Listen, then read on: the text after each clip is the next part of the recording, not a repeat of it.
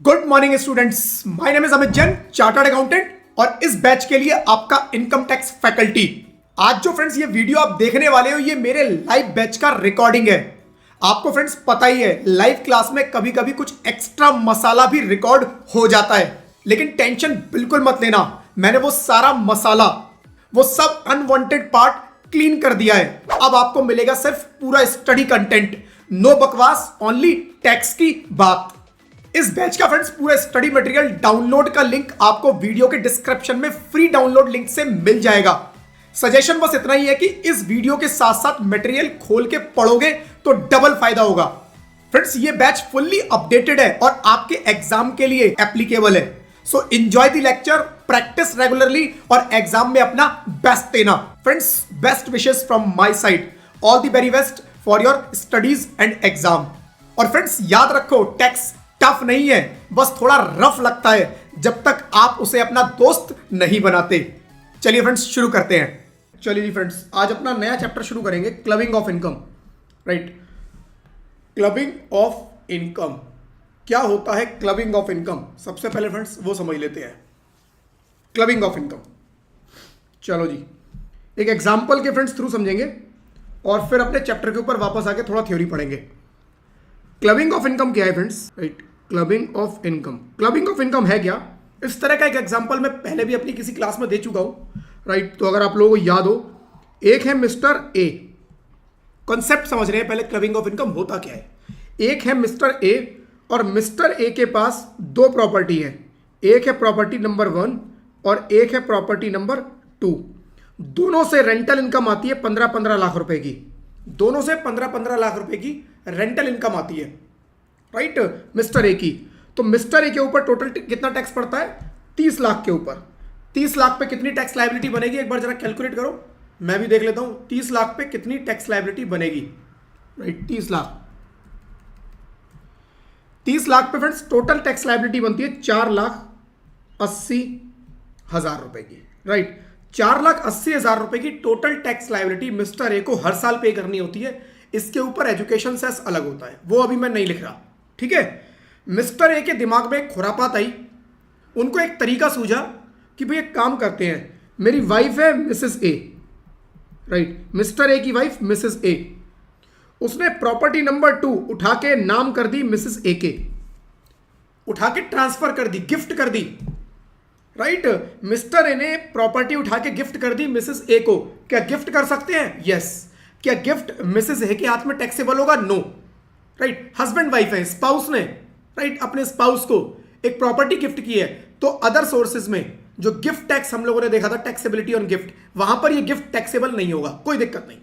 But अब इससे income आएगी 15 लाख रुपए की, किसकी होगी वो? मिसेस ए की। 15 लाख रुपए मिसेस ए की इनकम आ रही है, 15 लाख मिस्टर ए की इनकम आ रही है। अब दोनों अपने अपने 15 लाख पे टैक्स देंगे। ये मिस्टर ए ने प्लानिंग की, 15 लाख पे टोटल कितना टैक्स बनेगा? देखो जी, 15 लाख पे टोटल टैक्स बनेगा कितना? 15 लाख रुपए पे 1,05,000 रुपए। राइट, 1,05,000 रुपए का 15 लाख पे टैक्स बनेगा। लो जी, अब मिस्टर ए अपनी इस प्रॉपर्टी पे 1,05,000 रुपए का टैक्स पे करेंगे और प्रॉपर्टी नंबर जो 2 है, जो मिसेस ए के पास चली गई, वो उसके ऊपर 1,05,000 रुपए का टैक्स पे करेंगे। टोटल टैक्स कितना हुआ? 2,10,000। पूरी फैमिली का टोटल इनकम टैक्स गया 2,10,000। राइट, मिस्टर ए जब दोनों प्रॉपर्टी उनके नाम पर थी तो 4,80,000 रुपए का टैक्स पे करते थे, क्योंकि वो हायर स्लैब में चले गई। हायर स्लैब का बेनिफिट लेने के लिए एक प्रॉपर्टी उन्होंने मिसेस ए को ट्रांसफर की और 2,10,000 रुपए का टैक्स पे करेंगे। 480 माइनस 210, राइट, 2,70,000 रुपए का सीधा सीधा उन्होंने गवर्नमेंट को चूना लगा दिया। सीधा सीधा गवर्नमेंट के ऊपर उन्होंने 2,70,000 रुपए का टैक्स का हिट लगा दिया कि भैया आपका टैक्स का नुकसान। गवर्नमेंट को ये बात समझ में आ गई कि इस तरह से प्रॉपर्टी के ट्रांसफर होते हैं, रिलेशंस के अंदर होते हैं, गिफ्ट दिखा देते हैं, हम गिफ्ट के ऊपर कोई टैक्स नहीं लगाएंगे, गिफ्ट आपका टैक्सेबिलिटी में एग्जेम्प्ट, रिलेशनशिप में फॉल करके एग्जेम्प्ट, लेकिन उससे कुछ इनकम आएगी। लेकिन जो उससे कुछ इनकम आएगी, वो इनकम वो मिसेस ए की इनकम नहीं मानी जाएगी, वो आज भी आप ही की इनकम मानेंगे। वो इनकम आज भी आप ही की होगी। आज भी हम बोलेंगे जी प्रॉपर्टी जरूर मिसेस ए के पास है, लेकिन इनकम किसकी? मिस्टर ए की। इनकम किसकी? मिस्टर ए की। 15-15 30 लाख पे टैक्स दो जी 4,80,000 रुपए। This is clubbing, this is clubbing. Clubbing के अंदर फ्रेंड्स क्या करेंगे, इनकम किसी और की, ओनर एक्चुअल प्रॉपर्टी का कोई और है, एसेट का कोई और ओनर है, लेकिन उससे जो इनकम जनरेट होगी वो उसी के हाथ में क्लब हो जाएगी जो ट्रांसफरर है, जिसने उस एसेट को या उस प्रॉपर्टी को ट्रांसफर किया है, उसी के हाथ में उठा के उसको क्लब कर देंगे, उसी के हाथ में उसके ऊपर टैक्स लगा देंगे, right. This is clubbing of income, right. तो टैक्स इवेजन, टैक्स चोरी को रोकने के लिए फ्रेंड्स ये क्लबिंग के प्रोविजन लाए गए। चलिए फ्रेंड्स देख लेते हैं क्लबिंग के प्रोविजन कहां कहां अप्लाई होते हैं और किस किस सिचुएशन में अप्लाई होते हैं, राइट। तो क्लबिंग इन जनरल, एक second, in general person has to pay tax only on his own income, but sometimes income of other person is added to his income is chargeable to tax from him is called clubbing of income। जैसे मेरे case में अभी मैंने example लिया, mister A Mrs A, income actually owner कौन है asset का, Mrs A, Mrs A के पास एसेट है, राइट, उसके नाम पे ट्रांसफर कर दी गई है, बट फिर भी उससे जो इनकम आ रही है वो मिस्टर ए जो कि ओनर नहीं है उनके हाथ में क्लब हो रही है, right. Clubbing provision are applicable in the following cases, right. पहला केस बहुत इंपॉर्टेंट है फ्रेंड्स, राइट, काफी बार एग्जाम में इस पहली सिचुएशन पे क्वेश्चन आ जाता है, राइट।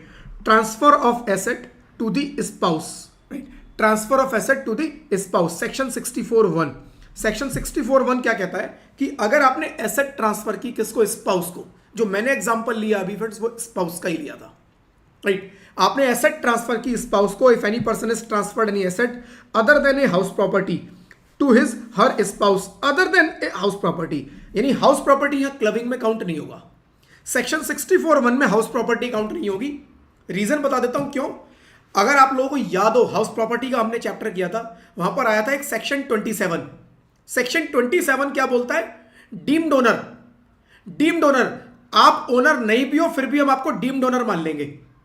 हस्बैंड ने अपनी वाइफ को, वाइफ ने अपनी हस्बैंड को, मतलब स्पाउस को आपने एसेट ट्रांसफर की विदाउट कंसीडरेशन और विद इनएडिक्वेट कंसीडरेशन, तो उससे जो इनकम आएगी उसकी जो जीएवी होगी वो आप ही की इनकम में क्लब हो जाएगी, आप ही इनकम में ऐड कर देंगे। वो कौन बोल रहा है, सेक्शन 27।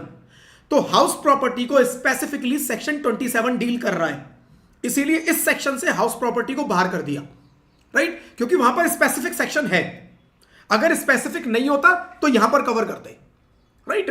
तो हाउस प्रॉपर्टी यहां पर कवर नहीं होगा, यहां पर बाकी सारी एसेट्स कवर होंगी। टू हिज और स्पाउस डायरेक्टली और इनडायरेक्टली, कह रहा है चाहे डायरेक्टली करो चाहे इनडायरेक्टली करो। डायरेक्टली और इनडायरेक्टली का मतलब क्या हुआ, चाहे आप डायरेक्टली मतलब आपने सीधा अपनी स्पाउस को कर दी, इनडायरेक्टली का मतलब क्या हुआ, चाहे आपने घुमा फिरा के की, आपने पहले किसी और को की और उसके नाम से फिर बाद में अपनी स्पाउस को करवा दी। पहले आपने किसी और को की और उससे कह दिया कि अब मेरी वाइफ को ट्रांसफर कर दे। चाहे मैं डायरेक्टली अपनी वाइफ के नाम पे करूं चाहे घुमा के अपनी वाइफ के नाम पर ले आऊं, एक ही बात है। वो कह रहे हैं क्लबिंग के प्रोविजन लगेंगे, right. Without adequate consideration in such case income of asset shall be clubbed in the income of transfer, right, clear.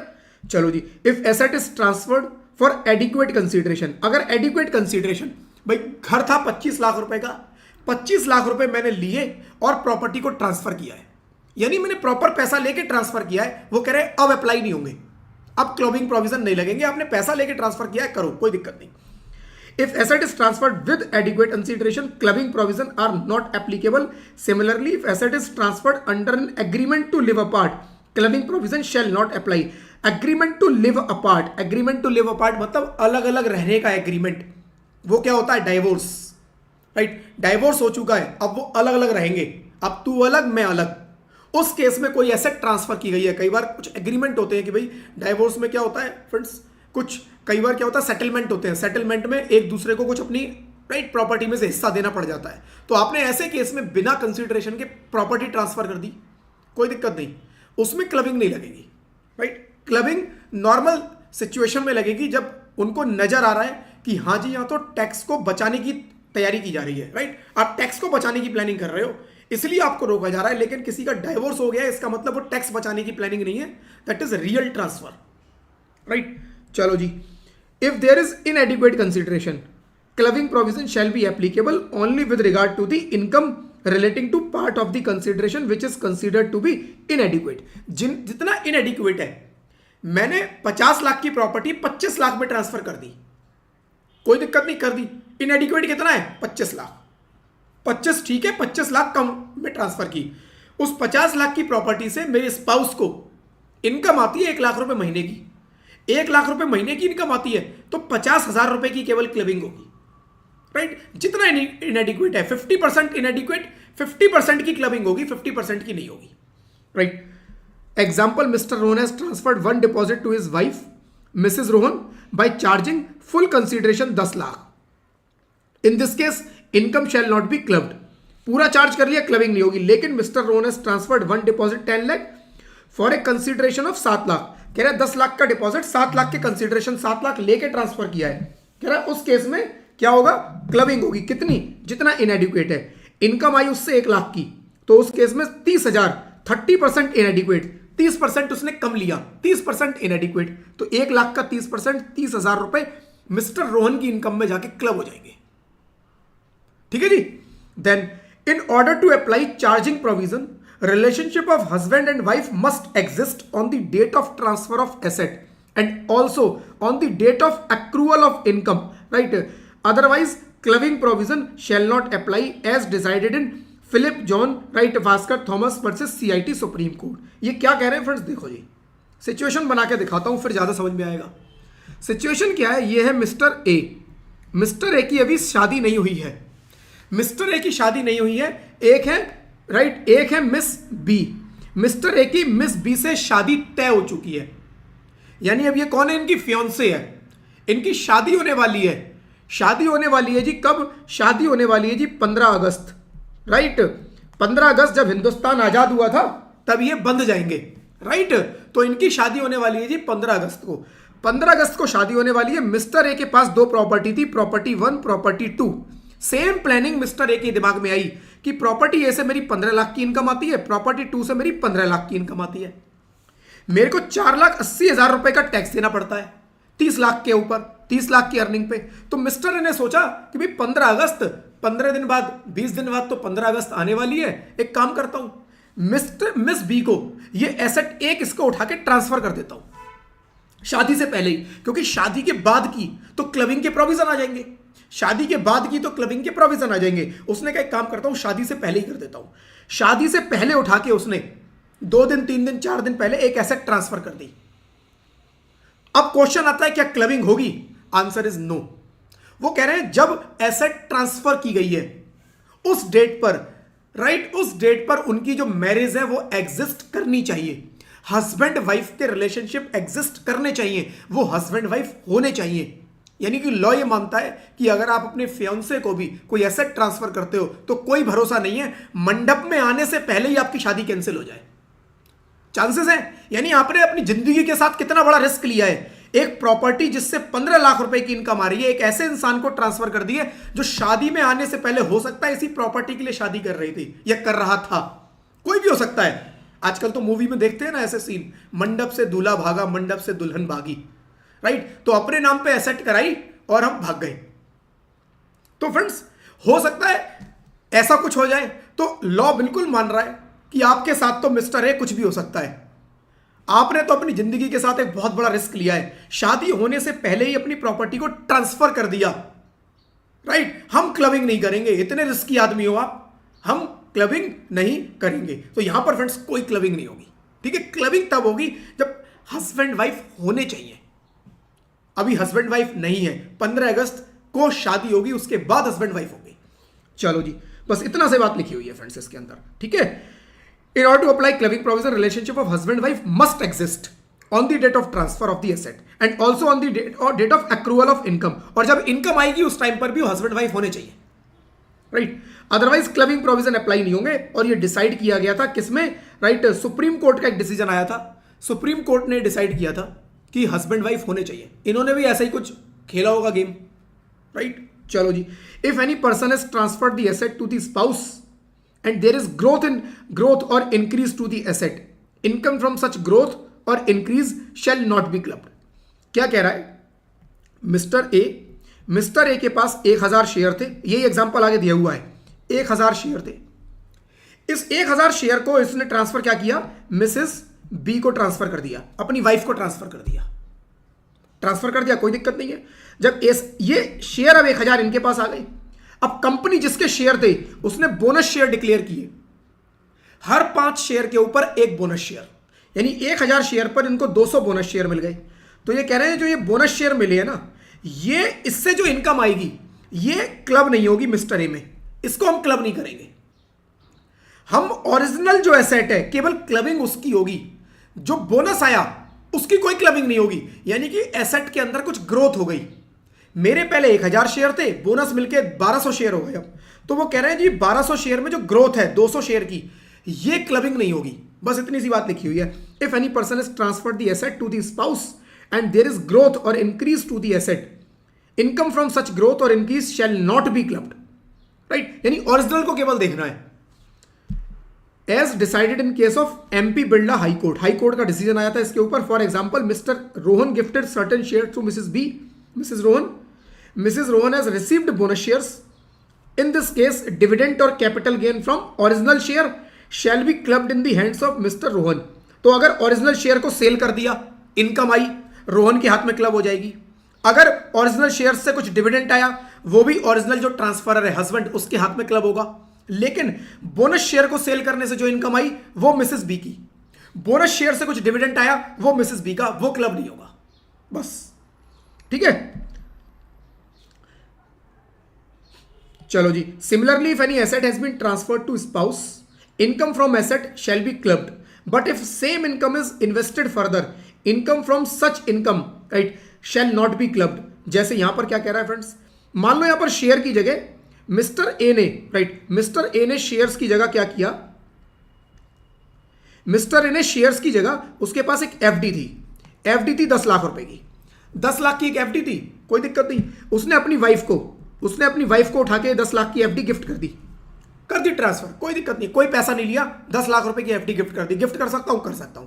अब इससे इनके पास इनकम आती है, इस एफडी से इनके पास इनकम आती है सपोज 2 लाख रुपए की, 2 लाख की इनकम आई। ये 2 लाख रुपए जो है ये मिस्टर ए की इनकम बनेंगे, पहली चीज।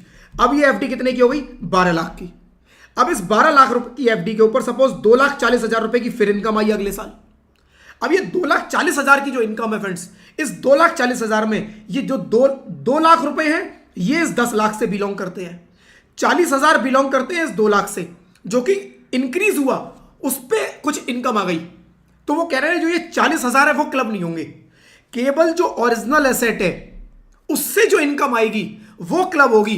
इनकम पे फर्दर कुछ इनकम आती है वो क्लब नहीं होगी। इनकम पे फर्दर इनकम, 10 लाख की इनकम पे 2 लाख की इनकम आई, ये क्लब हो जाएगी। इस 2 लाख की इनकम पे फिर 40,000 रुपए की इनकम आ गई, कह रहे हैं इस 40,000 को क्लब मत करना, केवल 2 लाख ओरिजिनल वाले जो हैं उनको क्लब करना है, right. Similarly if any asset has been transferred to spouse, income from such asset shall be clubbed, but if same income is invested further, जैसे मेरे केस में एफडी के इंटरेस्ट को फर्दर एफडी में ऐड कर दिया, फर्दर इन्वेस्टमेंट हो गया, right. Income from such income shall not be clubbed, ठीक है जी। चलो एक एग्जांपल देख लेते हैं ये वाला। Mister Rohan transferred 2000 debentures of 100 each, 2000 debenture 100 रुपए का एक है अल्फा लिमिटेड के, मिसेस रोहन को ट्रांसफर कर दिए कब, 3/4/2025 को, विदाउट कंसीडरेशन।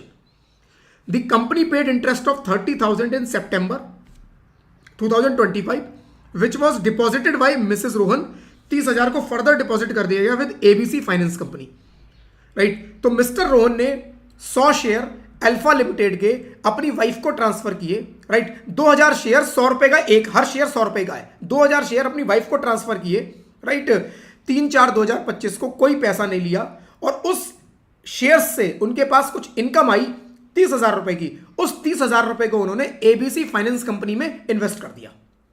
इन अक्टूबर 25 एबीसी फाइनेंस कंपनी ने 3,000 रुपए पे किए उसके ऊपर। How would both interest income shall be charge to, right, tax in assessment year 26-27। तो सीधा सा है फ्रेंड्स, जो ये ओरिजिनल डिवेंचर्स थे, इन डिवेंचर्स के ऊपर जो 30,000 की इनकम आई वो मेरी क्या होगी, वो क्लब हो जाएगी मिस्टर रोहन के हाथ में। लेकिन ये 30,000 को फर्दर एबीसी में लगा दिया और इसके ऊपर जो 3,000 की इनकम आई है, ये 3,000 की इनकम क्लब नहीं होगी। यही नीचे लिखा हुआ है, एज पर section 64(1) income arising from asset transferred without adequate consideration by individual to his spouse is liable to be clubbed in the hands of individual. But if there is any further income from such income, it will not be clubbed. Therefore, 30,000 being the interest on debenture received by Mrs. Rohan in September 25 will be clubbed with the income of Mr. Rohan since he had transferred the debentures of the company without consideration. पहला point. दूसरा, however, interest of 3,000 up to March 26 earned by Mrs. Rohan on the interest on the debenture deposited by her with ABC Finance Company shall be taxable in her individual capacity. Mrs. Rohan के हाथ में taxable होंगे and will not be clubbed with the income of Mr. Rohan. ठीक है, चलो जी. Where the asset transferred directly or indirectly by individual to the spouse has been invested by the transferee in any business, right? The income arising out of the business to the transferee, right, in the previous year shall be clubbed in the income of transferor. But for this purpose, capital as on first day of relevant previous year shall be taken into consideration. देखो जी क्या कह रहे हैं. देखो, एक है Mrs A. Mrs A का अपना एक बिजनेस है. मिसेस ए का अपना एक बिजनेस है और उनके पास 1/4/2025 हमारा फाइनेंशियल ईयर शुरू हुआ है 1/4/2025 को. 1/4/2025 को जो कैपिटल है बिजनेस की, वो कैपिटल है जी 20 लाख रुपए की. 1/4/2025 जब बिजनेस शुरू हुआ, opening capital is 20 lakhs. Mrs A का बिजनेस है. मिस्टर ए ने 10 लाख रुपए गिफ्ट किए. कब? 1/4/25 को. 1/4/25 को मिसेस ए को 10 लाख रुपया गिफ्ट कर दिया.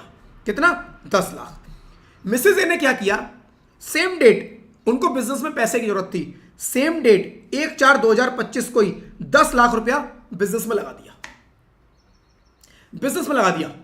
सेम डे बिजनेस में इन्वेस्ट कर दिया. यानी 1/4/2025 को टोटल कैपिटल कितने की हो गई?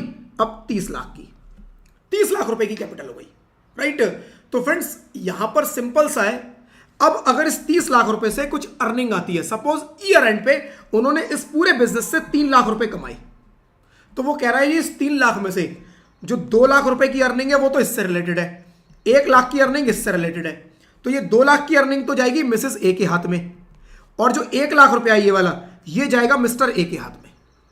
2 लाख रुपए पे मिसेस ए टैक्स देंगी, 2 लाख रुपए मिसेस ए की टोटल इनकम का पार्ट बनेगी, 1 लाख रुपए मिस्टर ए की टोटल इनकम का पार्ट बनेगी. पहला पॉइंट. दूसरा पॉइंट, मिस्टर ए ने ठीक है ना, सेम सिचुएशन, मैं इसको रिपीट कर देता हूं पहले एक बारी, फिर सेम सिचुएशन थोड़ा चेंज करूंगा इसको, right. Mister A, Mrs A है, उनका अपना एक बिजनेस है जिसकी ओपनिंग कैपिटल 1/4/2025 को 20 लाख रुपए की है. मिस्टर ए ने 10 लाख रुपए 1/4/2025 को मिसेस ए को गिफ्ट कर दिए. उन्होंने सेम डेट पे वो पैसा अपने बिजनेस में लगा दिया. बिजनेस में पैसे की जरूरत थी, तो कैपिटल मेरी 1/4/2025 को 20 और 20 मेरा खुद की चल रही थी, 10 और उन्होंने पैसा दिया, वो भी यहीं लगा दिया. अब कैपिटल हो गई 30 लाख की. इस 30 लाख की कैपिटल से उन्होंने बिजनेस किया पूरे साल. साल के एंड पे 3 लाख रुपए का प्रॉफिट हो गया. क्वेश्चन आता है 3 लाख रुपए का प्रॉफिट किसका? तो जी देखो, 20 लाख रुपया मिसेस ए का, तो 2 लाख रुपए इसका जो पोर्शन है वो मिसेस ए का इनकम माना जाएगा. जो 1 लाख की इनकम है वो मिसेस ए की इनकम नहीं है, वो मिस्टर ए की इनकम है. पहला पॉइंट. दूसरा पॉइंट क्या है? दूसरा पॉइंट है फ्रेंड्स इसके अंदर कि मान लो ये जो ट्रांसफर हुआ होता, ये 1/4/2025 को ना होके ये 2 अप्रैल 25 को होता. मिस्टर ए ने अपनी वाइफ को जो पैसा दिया वो 2 अप्रैल 25 को दिया, और उन्होंने 2 अप्रैल 25 को 2/4/25 को ही सेम डे ये पैसा बिजनेस में लगा दिया. ये वाला, राइट. 2/4/25 को ये 10 लाख रुपया बिजनेस में लगा दिया. तो अब हो गई कैपिटल 10 लाख. एक दिन लेट हुआ, बस एक दिन लेट हुआ, राइट. अब क्वेश्चन आता है इस 30 लाख रुपए पे पूरे साल में 3 लाख रुपया कमाया. इस 30 लाख रुपए पे पूरे साल में 3 लाख रुपया कमाया. इनकम किसकी? इनकम किसकी? आंसर अपने आप देना फ्रेंड्स, मैं उसको अब दोबारा पढ़ूंगा, राइट. आंसर देना. Where asset transfer directly indirectly by individual to the spouse has been invested by the transferee, right, in the business, the income arising out of the business to the transferee in any previous year shall be clubbed in the income of transferor. यहां तक तो ठीक है, लेकिन इसकी अगली line important है. But for this purpose capital as on first day of relevant previous year shall be taken into consideration.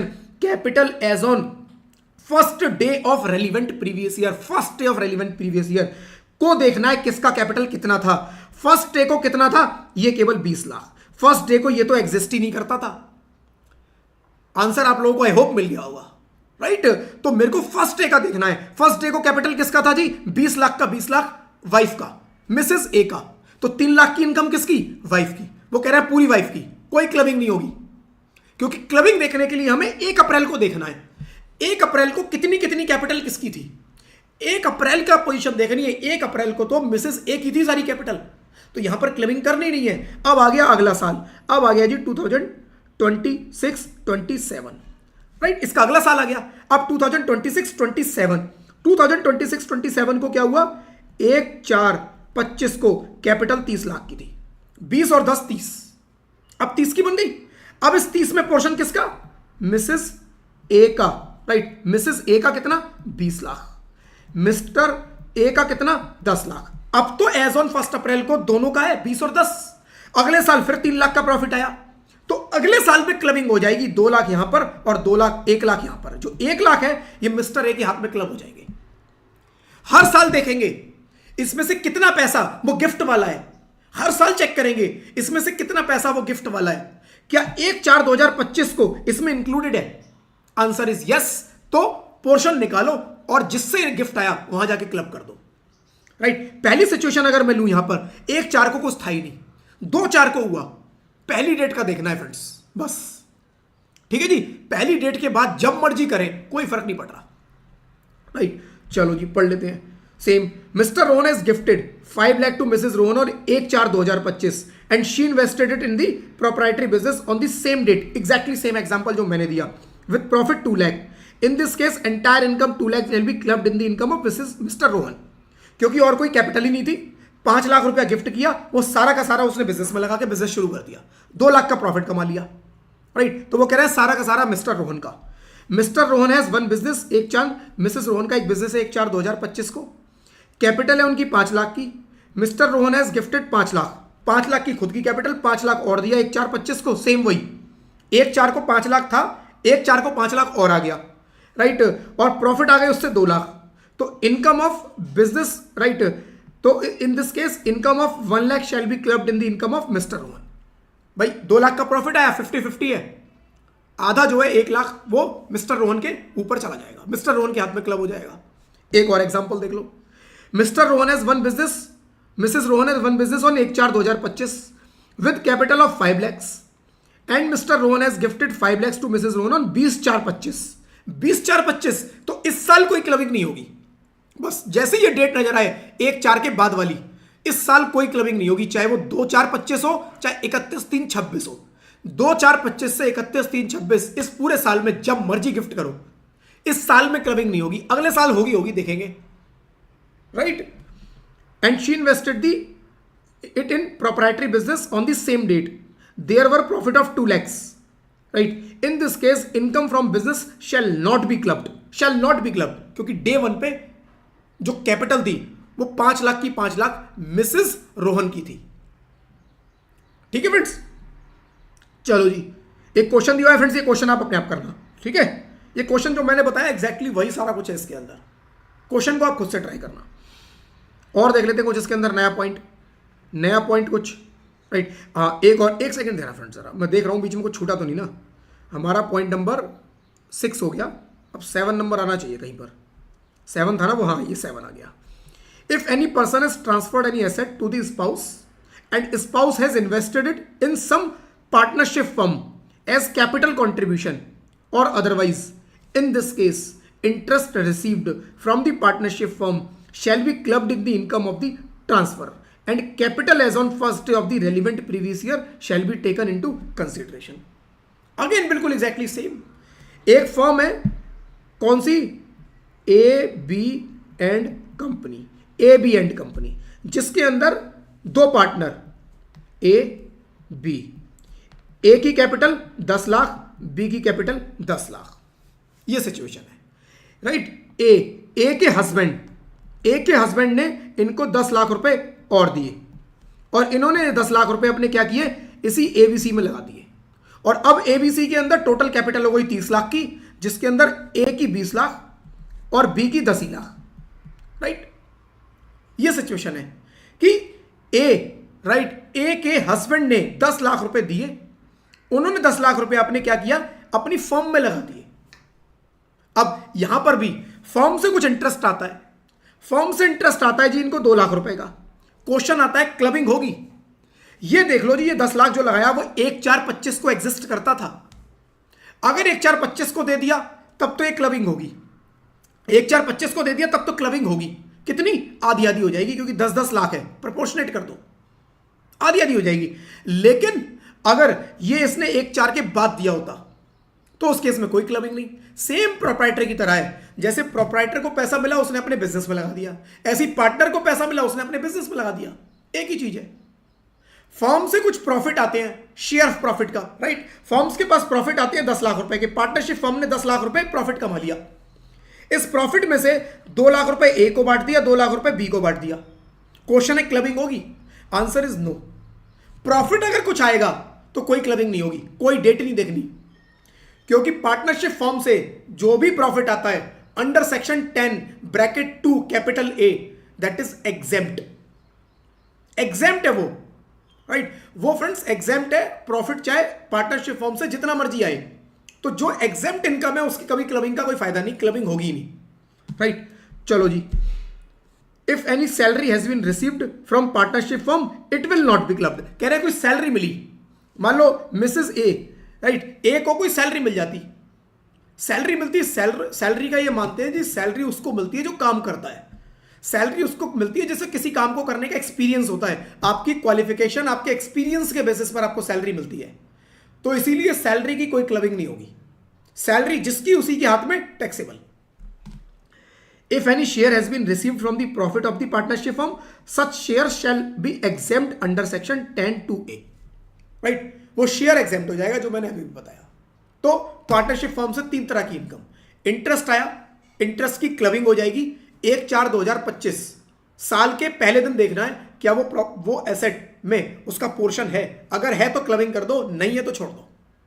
Salary आई, कोई क्लबिंग नहीं, राइट, सैलरी आई, कोई क्लबिंग नहीं। शेयर ऑफ प्रॉफिट आया, शेयर ऑफ प्रॉफिट एग्जेम्प्ट है under section 10(2)(a), तो उसमें भी कोई क्लबिंग की जरूरत नहीं है, राइट। चलो जी, if any person has transferred any asset to the spouse and spouse has further transferred this asset, in this case capital gain shall be considered to the income of the transferrer, right. Spouse को एक घर दे दिया 1 करोड़ का, 1 करोड़ का घर gift कर दिया, spouse ने उठा के उस घर को बेच दिया 1.5 करोड़ में, 50 लाख का प्रॉफिट हो गया। 1 करोड़ का घर आया, 1.5 करोड़ में उसकी स्पाउस ने बेच दिया, 50 लाख का प्रॉफिट हो गया। अब क्वेश्चन आता है 50 लाख का प्रॉफिट उसकी स्पाउस का, उसका खुद का, तो वो कह रहा है उसका खुद का, जो ट्रांसफरर है ये इनकम उसकी बनेगी, स्पाउस की नहीं बनेगी, क्लबिंग होगी, राइट। चलो जी, क्रॉस ट्रांसफर। क्रॉस ट्रांसफर क्या है फ्रेंड्स, पहले बता देता हूं फिर इसको पढ़ूंगा। क्रॉस ट्रांसफर क्या है, देखो क्या हुआ इस केस में, एक थे मिस्टर ए, इनकी वाइफ मिसेस ए, एक थे मिस्टर बी और एक मिसेस बी, इनकी वाइफ, राइट। तो दोनों ने प्लानिंग की, मिस्टर ए और मिस्टर बी ने, दोनों ने मिलकर एक जबरदस्त प्लानिंग की। और वो जबरदस्त प्लानिंग क्या थी, उन्होंने बोला जी देख मिस्टर ए को, देखिए 5 लाख रुपए मुझे अपनी वाइफ को ट्रांसफर करने हैं। मिस्टर बी कहता हाँ मुझे भी 5 लाख रुपए ट्रांसफर करने हैं अपनी वाइफ को, इसके ऊपर जो इनकम आएगी वो मेरी वाइफ की बन जाएगी। लेकिन इनको समझ में आया जी देखो वाइफ को ट्रांसफर करेंगे और इनकम आई तो इन्हीं के हाथ में क्लब हो जाएगी। मिस्टर ए मिसेस ए को करेंगे, इनकम आएगी मिस्टर ए में club, Mr B Mrs B को करेंगे, इनकम आएगी मिस्टर बी में क्लब। उसने कहा यार ये ठीक नहीं है तरीका, एक काम कर मैं तेरी वाइफ को कर देता हूं ट्रांसफर, तू मेरी वाइफ को ट्रांसफर कर दे। भाई मैं तेरी वाइफ को 5 लाख रुपए ट्रांसफर कर देता हूं, तू मेरी वाइफ को 5 लाख रुपए ट्रांसफर कर दे। क्लबिंग के प्रोविजन तो वाइफ के ऊपर बोलते हैं, क्लबिंग के प्रोविजन तो वाइफ के ऊपर लगते हैं, स्पाउस के ऊपर लगते हैं, राइट ना। तू मेरी वाइफ को कर, मैं तेरी वाइफ को करूंगा, बात तो एक ही है। तो उसने उठा के एक चेक काटा, मिस्टर ए ने मिसेस बी के नाम पर, मिस्टर बी ने मिसेस ए के नाम पे एक चेक काट दिया, दोनों ऐश हो गई। मामला पहुंच गया सुप्रीम कोर्ट तक। सुप्रीम कोर्ट ने बोल दिया जी हमें पता है तुम क्या कर रहे हो, ये जो क्रॉस ट्रांसफर है इसको भी हम नॉर्मल ट्रांसफर मानेंगे। हम ये मानेंगे कि तुमने मिस्टर ए, तुमने मिसेस बी को नहीं किया है, तुमने अपनी वाइफ को किया है और तुमने अपनी वाइफ को किया है। हम यही मानेंगे। ये तुमने जो बेवकूफ बनाया है ये तुम हमें नहीं बना सकते। हमें पता है तुम क्या कर रहे हो। और सुप्रीम कोर्ट ने फ्रेंड्स ये जजमेंट दिया था, सुप्रीम कोर्ट से निकल के आया था कि जी ये इस केस में हमें जो है जो क्रॉस ट्रांसफर भी होगा कि तू मुझे कर दे और मैं तुझे कर दूं, ये भी ऐसा माना जाएगा कि तूने अपने को किया और मैंने अपने को किया। ठीक है, बस ये सिचुएशन है फ्रेंड्स। तो लोग देखो लॉ को राइट कितने तरीके से घुमाते फिराते हैं। लॉ घुमाते फिराते हैं तो उसके ऊपर या तो कोई जजमेंट आती है या पार्लियामेंट कोई ना कोई लॉ को अमेंड कर देती है। कुछ ना कुछ उसके अंदर आपको चेंज मिल जाएगा जब भी इस तरह की चीजें निकल निकल के आएंगी। चलो जी, the supreme court in this case Keshav ji Morarji observe that clubbing provision shall be applicable in case of cross transfer also.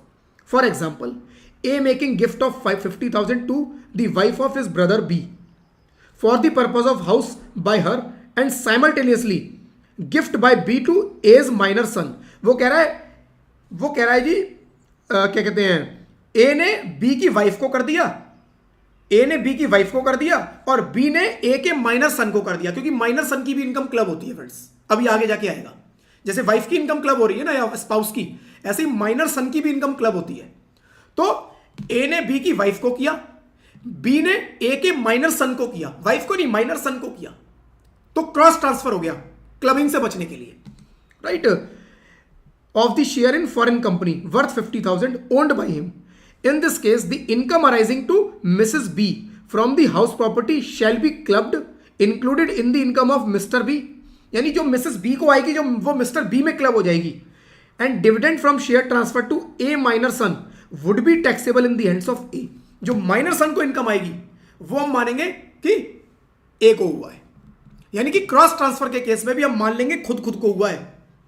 जितना मेरी इस सिचुएशन में जितनी भी इनकम मिसेस ए की इस 5 लाख की प्रॉपर्टी पे आएगी, सपोज 50,000 की, ये 50,000 मिस्टर ए की इनकम बनेगी। और इस 5 लाख पे मान लो मिसेस बी को 60,000 की अर्निंग आ गई, ये 60,000 रुपए मिस्टर बी की अर्निंग बनेगी, राइट। तो इस तरह से फ्रेंड्स क्लबिंग के प्रोविजन एप्लीकेबल होंगे। सिचुएशन समझनी है।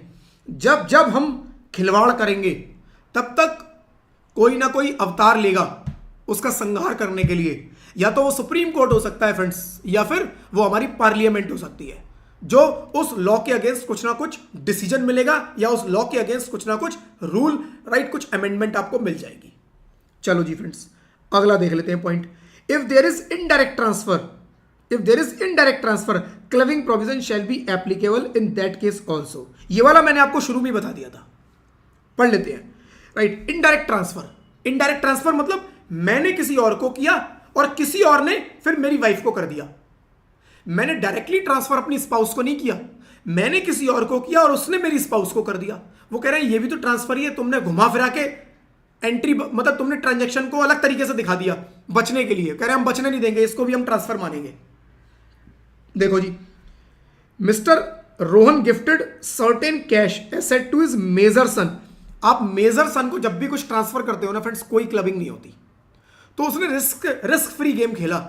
रोहन ने अपना जो बड़ा बेटा था, यानी 18 साल से ऊपर, मेजर मतलब 18 साल से ऊपर का, 18 साल से ऊपर के बेटे को एक एसेट ट्रांसफर कर दी। रोहन ने अपने 18 साल से ऊपर के बेटे को एक एसेट ट्रांसफर कर दी और बाद में उस एसेट को अपने बेटे से ट्रांसफर करवा लिया अपनी मदर के नाम पर, मतलब अपनी वाइफ। रोहन की मदर, रोहन के बेटे की मदर मतलब अपनी वाइफ, राइट। तो पहले उसने अपने बेटे और बेटे से अपनी वाइफ को ट्रांसफर करा लिया। तो वो कह रहे हैं जी ये केस भी ऐसा माना जाएगा कि आपने खुद अपनी वाइफ को ट्रांसफर किया है। एग्जैक्टली वाइफ की जो भी अर्निंग आएगी इस प्रॉपर्टी से वो आप ही की हाथ में टैक्सेबल होगी, बच नहीं सकते। तो क्लबिंग के प्रोविजन सारी जगह फ्रेंड्स ऐसे ही है जहां प्रॉपर्टी एसेट ट्रांसफर होती थी उल्टे सीधे तरीके से टैक्स बचाने के लिए। वहां पर इन्होंने बताया जी कहां कहां हम इनकम को फिर भी ऐड कर देंगे, चाहे वो आपकी इनकम नहीं है फिर भी ऐड कर देंगे, राइट। तो son gifted the same asset to mother. In this case, it will be considered transfer and income shall be clubbed in the income of Mr. Rohan. If any person has given loan to spouse, कह रहा है spouse को loan दिया, उस case में loan shall not be clubbed। कह रहा है लोन दिया है, लोन की कोई क्लबिंग नहीं होगी। मैं अपनी स्पाउस को कोई लोन दे दूं कि मैं भाई तुम्हें 10 लाख रुपए का लोन दे रहा हूं, मेरी वाइफ ने इस पैसे को इन्वेस्ट कर दिया कहीं पर। मेरी वाइफ ने मुझसे लोन लिया और उस लोन के पैसे को इन्वेस्ट कर दिया, इन्वेस्ट करके 2 लाख रुपए कमा लिए। क्या इसकी क्लबिंग होगी? Answer is no. वो कह रहे हैं लोन की कोई क्लबिंग नहीं होनी, लोन के केस में देयर इज नो क्लबिंग। तो अब आपको समझ में आ गया होगा टैक्स बचाने का असली तरीका। ठीक है, असली तरीका यही है, बाकी सब बेकार है। चलो जी, transfer of house property. In case of transfer of house property, तो शुरू में हमने पढ़ा था, बिल्कुल शुरुआत मेरी जो लाइन थी इस चैप्टर की, वहां पे क्या था? वहां पे लिखा था if any person is transferred any asset other then house property, other than house property, यानी हाउस प्रॉपर्टी 64(1) में कवर्ड ही नहीं है। 64(1) जो क्लबिंग का प्रोविजन है वो इसमें कवर्ड ही नहीं है। तो हाउस प्रॉपर्टी कहां कवर्ड है? मैंने बताया था सेक्शन 27। चलो जी पढ़ लो। राइट, सेक्शन 27 ऑलरेडी फ्रेंड्स हम लोग देख चुके हैं। कहां पर? हाउस प्रॉपर्टी के चैप्टर में। In case of transfer of house property the provisions are contained in section 27। If an individual transfer a house property to his spouse without adequate consideration or otherwise then in connection with agreement to live apart, the transferor shall be deemed to be owner of house property and its annual value will be taxed in his hands. Deemed transfer house property के chapter में पढ़ चुके हैं। तो section 64(1) में house property को छोड़कर friends सारी एसेट कवर हो जाएंगी, सारी एसेट कवर हो जाएंगी। राइट, मैंने कुछ जगह बीच में एग्जांपल लिए थे हाउस प्रॉपर्टी के, बट जो क्लबिंग होगी वो राइट, अगर वो हाउस प्रॉपर्टी है, अगर वो प्रॉपर्टी है तो वो हाउस प्रॉपर्टी में चली जाएगी, सेम मेथड जीएवी निकालेंगे। और प्रॉपर्टी के अलावा कुछ और है तो वो सेक्शन 64(1) में कवर होगी। 64(1) में उसकी इनकम अदर सोर्सेज में जाके ऐड होगी। राइट, अदर सोर्सेज में। तो चैप्टर का फर्क क्या आता है फ्रेंड्स? अगर वो हाउस प्रॉपर्टी है तो हाउस प्रॉपर्टी के चैप्टर में जाके, राइट, उसके हाउस प्रॉपर्टी की हेड में ही जाके ऐड होगी। और अगर कोई और एसेट है तो वो अदर सोर्सेज में जाके ऐड होगी, अदर सोर्सेज में। राइट, चलो जी, अब फ्रेंड्स क्या करेंगे? अगला देख लेते हैं पॉइंट। अगला point, asset held by minor child. Asset held by minor child. Minor child क्या है? माइनर चाइल्ड मतलब बच्चा 18 साल से कम का है, 18 साल से कम का है, उसके पास कोई एसेट है, उसके पास कोई एसेट है। एक एग्जांपल के साथ समझते हैं। एक है मिस्टर ए और एक है मिसेस ए। राइट, इनका एक सन है, सन की एज है 10 ईयर। राइट, 10 ईयर, 10 साल का एक बेटा है इनका, और इसको इनकम आती है कुछ, इसके पास कोई एसेट है 10 लाख रुपए की, उससे कुछ इनकम आती है सपोज 5 लाख रुपए की। 5 लाख रुपए की इनके बेटे की अर्निंग आई है। क्वेश्चन केवल ये आता है कि क्या इसकी क्लबिंग होगी, क्या इसकी क्लबिंग होगी? वाइफ के केस में आपने देखा कि जो एसेट किसने ट्रांसफर की? हस्बैंड ने वाइफ को एसेट ट्रांसफर की। हस्बैंड ने वाइफ को एसेट ट्रांसफर की तो हस्बैंड के हाथ में उठा के टैक्स लगा दो। वाइफ ने हस्बैंड को ट्रांसफर की तो वाइफ के हाथ में उठा के टैक्स लगा दो। एसेट किसने ट्रांसफर की? ट्रांसफरर ऑफ एसेट हमने देखा, लेकिन यहां पर ये एसेट कहां से ट्रांसफर हुई ये देखना ही नहीं है। ये 10 लाख रुपए की एसेट सन के पास कहां से आई देखना ही नहीं है। कहां से आई? किसी से भी आई। बस क्वेश्चन ये है कि ये 5 लाख की इनकम टैक्स कैसे होगी? ये 5 लाख रुपए की इनकम फ्रेंड्स टैक्सेबल होगी किसके हाथ में? मिस्टर ए या मिसेस ए, फादर या मदर, इनमें से जिसकी भी इनकम इस इनकम के अलावा बाकी की इनकम, इन दोनों में से जिसकी भी इनकम हायर साइड पर है, ज्यादा है। मिस्टर ए की इनकम 25 लाख रुपए की, मिस्टर ए की इनकम 25 लाख, मिसेस ए की इनकम 18 लाख रुपए की। ये एसेट इसको किसने ट्रांसफर की? कोई फर्क नहीं पड़ता। ये एसेट इसको किसने ट्रांसफर की? कोई फर्क नहीं पड़ता। माइनर सन 10 साल का है, इनकम कहां जाएगी? जिसकी भी इनकम हायर है, इस इनकम को छोड़कर। 25 लाख की इसकी, 18 लाख की इनकी, ये 5 लाख रुपए मिस्टर ए की इनकम में जाके क्लब हो जाएंगे। 30 लाख रुपए पे मिस्टर ए को टैक्स देना है। खत्म बात, यही है बस। राइट, क्लियर है? यहां पर वो सिंपल बोलते हैं जिसकी हायर इनकम, क्योंकि गवर्नमेंट की इंटेंशन यही है, जिसकी हायर इनकम होगी उसमें जाके ऐड करेंगे तो क्या होगा? हायर स्लैब लगेगा। हायर स्लैब लगेगा तो ज्यादा टैक्स आएगा। तो यहां पर फ्रेंड्स ट्रांसफरर को देखना ही नहीं है। माइनर चाइल्ड के केस में ट्रांसफरर को आपको देखना ही नहीं है। माइनर चाइल्ड में पैसा कहां से आया, एसेट कहां से आई, नहीं देखेंगे। देखेंगे तो क्या देखेंगे? देखेंगे तो क्या देखेंगे, ये देखेंगे जी मदर और फादर में किसकी इनकम ज्यादा है, जिसकी ज्यादा उसमें जाके ऐड कर दो बस, ठीक है। चलो जी, इससे रिलेटेड कुछ छोटी मोटी चीजें और लिखी हैं, वो भी पढ़ लेते हैं। चलो, if any income accrue arise to minor child such income shall be clubbed in the income of mother और father whoever has higher income. कहीं बोला ही नहीं इन्होंने एसेट किससे आई, एसेट जहां मर्जी से आई देखना ही नहीं। एसेट जरूरी नहीं मदर फादर ने की हो सकता है नाना नानी ने दे दी, दादा दादी ने दे दी, चाचा चाची ने दे दी, बुआ फूफा किसी ने गिफ्ट कर दी, बर्थडे पे गिफ्ट में आ गया एक घर बच्चे के नाम पे, राइट। वो कह रहे हैं एसेट कहां से आई, कह रहे हैं जहां मर्जी से आई। क्लब किसके हाथ में होगी, मदर और father whoever is having higher income, right. If the marriage of mother father does not exist, mother father की मैरिज एग्जिस्ट नहीं करती, मतलब उनका डाइवोर्स हो चुका है, तो उस केस में जो भी उसका कस्टडी है, जिसके पास भी कस्टडी है, बच्चा जिसके पास भी रह रहा है उसके हाथ में क्लब कर दो, right. In that case income shall be clubbed in the income of the mother और father whoever maintains the minor child. Minor child को जो भी मेंटेन करता है, माइनर चाइल्ड जिसके पास भी रहता है, फिर उस केस में उसके हाथ में क्लब करो। तो अगर शादी एग्जिस्ट करती है, कोई डाइवोर्स नहीं हुआ है, नॉर्मल केस है, तो जिसकी भी हायर इनकम है। डाइवोर्स का केस है, डाइवोर्स के बाद इनकम कहां क्लब होगी, दोनों में से बच्चा जिसके पास रहेगा उसके हाथ में क्लब होगी, उसकी इनकम है। Minor child for this purpose shall include even a adopted child. जरूरी नहीं है आपका अपना बच्चा हो, अडॉप्टेड भी हो सकता है, या फिर स्टेप चाइल्ड। स्टेप मतलब हस्बैंड वाइफ की दूसरी शादी हुई है और पहले से उनके कोई बच्चा था, राइट। तो स्टेप चाइल्ड के केस में भी कह रहा है सेम प्रोविजन अप्लाई होते हैं, बिल्कुल। However, it will not include the minor child suffering from a disability mentioned under section 80U। Section 80U याद आ रहा है, डिडक्शंस के चैप्टर में किया था, सबसे लास्ट सेक्शन, मतलब लास्ट सेक्शन तो 10AA किया था, उससे पहले 80U किया था हमने। 80U में क्या किया था फ्रेंड्स हमने, कि कोई पर्सन है विद डिसेबिलिटी, उसके केस में उस पर्सन को कुछ डिडक्शन मिलती थी। क्यों, क्योंकि भाई उसके अपने एक्स्ट्रा खर्चे हैं, डिसेबल है, वो फिजिकली हैंडीकैप है फ्रेंड्स, उसकी बॉडी में कुछ ना कुछ इश्यूज हैं, जिसकी वजह से गवर्नमेंट उसको सपोर्ट करना चाहती है। और सेक्शन 80U में उन्होंने बताया कि जो जो लोग डिसेबल होंगे इस तरह के, उनको हम इतनी छूट देंगे। वो हमने 80U में पढ़ा। यहां पर बोल रहे हैं कि अगर वो 80U वाली डिसेबिलिटी है किसी को, 80U वाली कोई डिसेबिलिटी है किसी को, किसको, माइनर चाइल्ड को, ए और B, Mrs A Mr A, उनके बच्चे को 80U वाली डिसेबिलिटी है और उनके बच्चे को कुछ अर्निंग जनरेट हो रही है, उस बच्चे के पास कोई एसेट है, उस बच्चे के नाम पर कोई एसेट है, वो किसने ट्रांसफर करी वो देखनी नहीं है, उसको अर्निंग आ रही है वहां से, कह रहे हैं उस अर्निंग को क्लब नहीं करेंगे, उस अर्निंग को क्लब नहीं करेंगे। फ्रेंड्स देखो, क्लबिंग के पीछे इंटेंशन को समझो बस। क्लबिंग के पीछे इंटेंशन जबरदस्ती टैक्स लगाना नहीं है।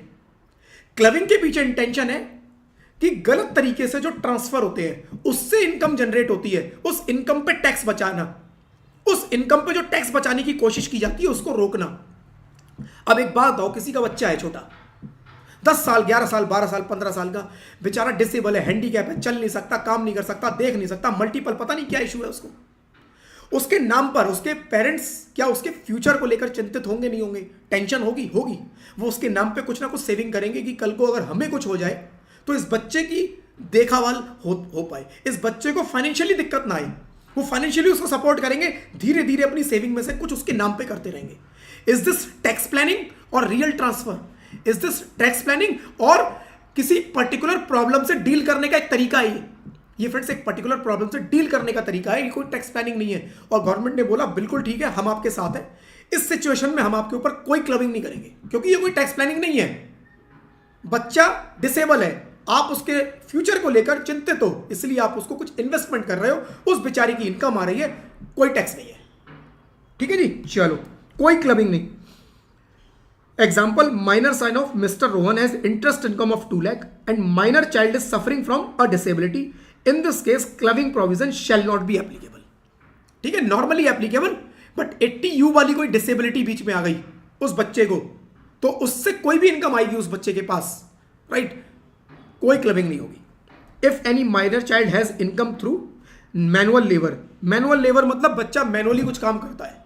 देखो वैसे तो अब मैनुअल लेबर अलाउड नहीं है, लेकिन फिर भी बच्चा किसी ढाबे पे काम करता है जी, बच्चा किसी शोरूम पे काम करता है, राइट, बच्चा किसी को, क्योंकि देखो मैनुअल लेबर से डील करने के अलग लॉज हैं। इनकम टैक्स को तो सीधा सा मतलब, इनकम टैक्स कहता है जी पैसा आ रहा है ना, इनकम है, उस पर हमें टैक्स दे दो।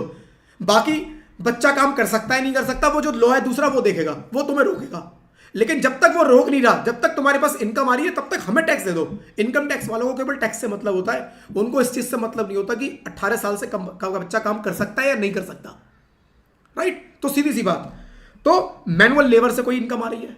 या फिर दूसरा, has income through activity involving application of his skill, talent, specialised knowledge and experience. जैसे कि बच्चा आर्टिस्ट है, बहुत जबरदस्त ड्राइंग पेंटिंग बनाता है, पेंटिंग बनाई एग्जीबिशन में लगा दी, पेंटिंग बिक गई लाखों रुपए में, लाखों रुपए में पेंटिंग बिक गई, इनकम किसकी? माइनर चाइल्ड की।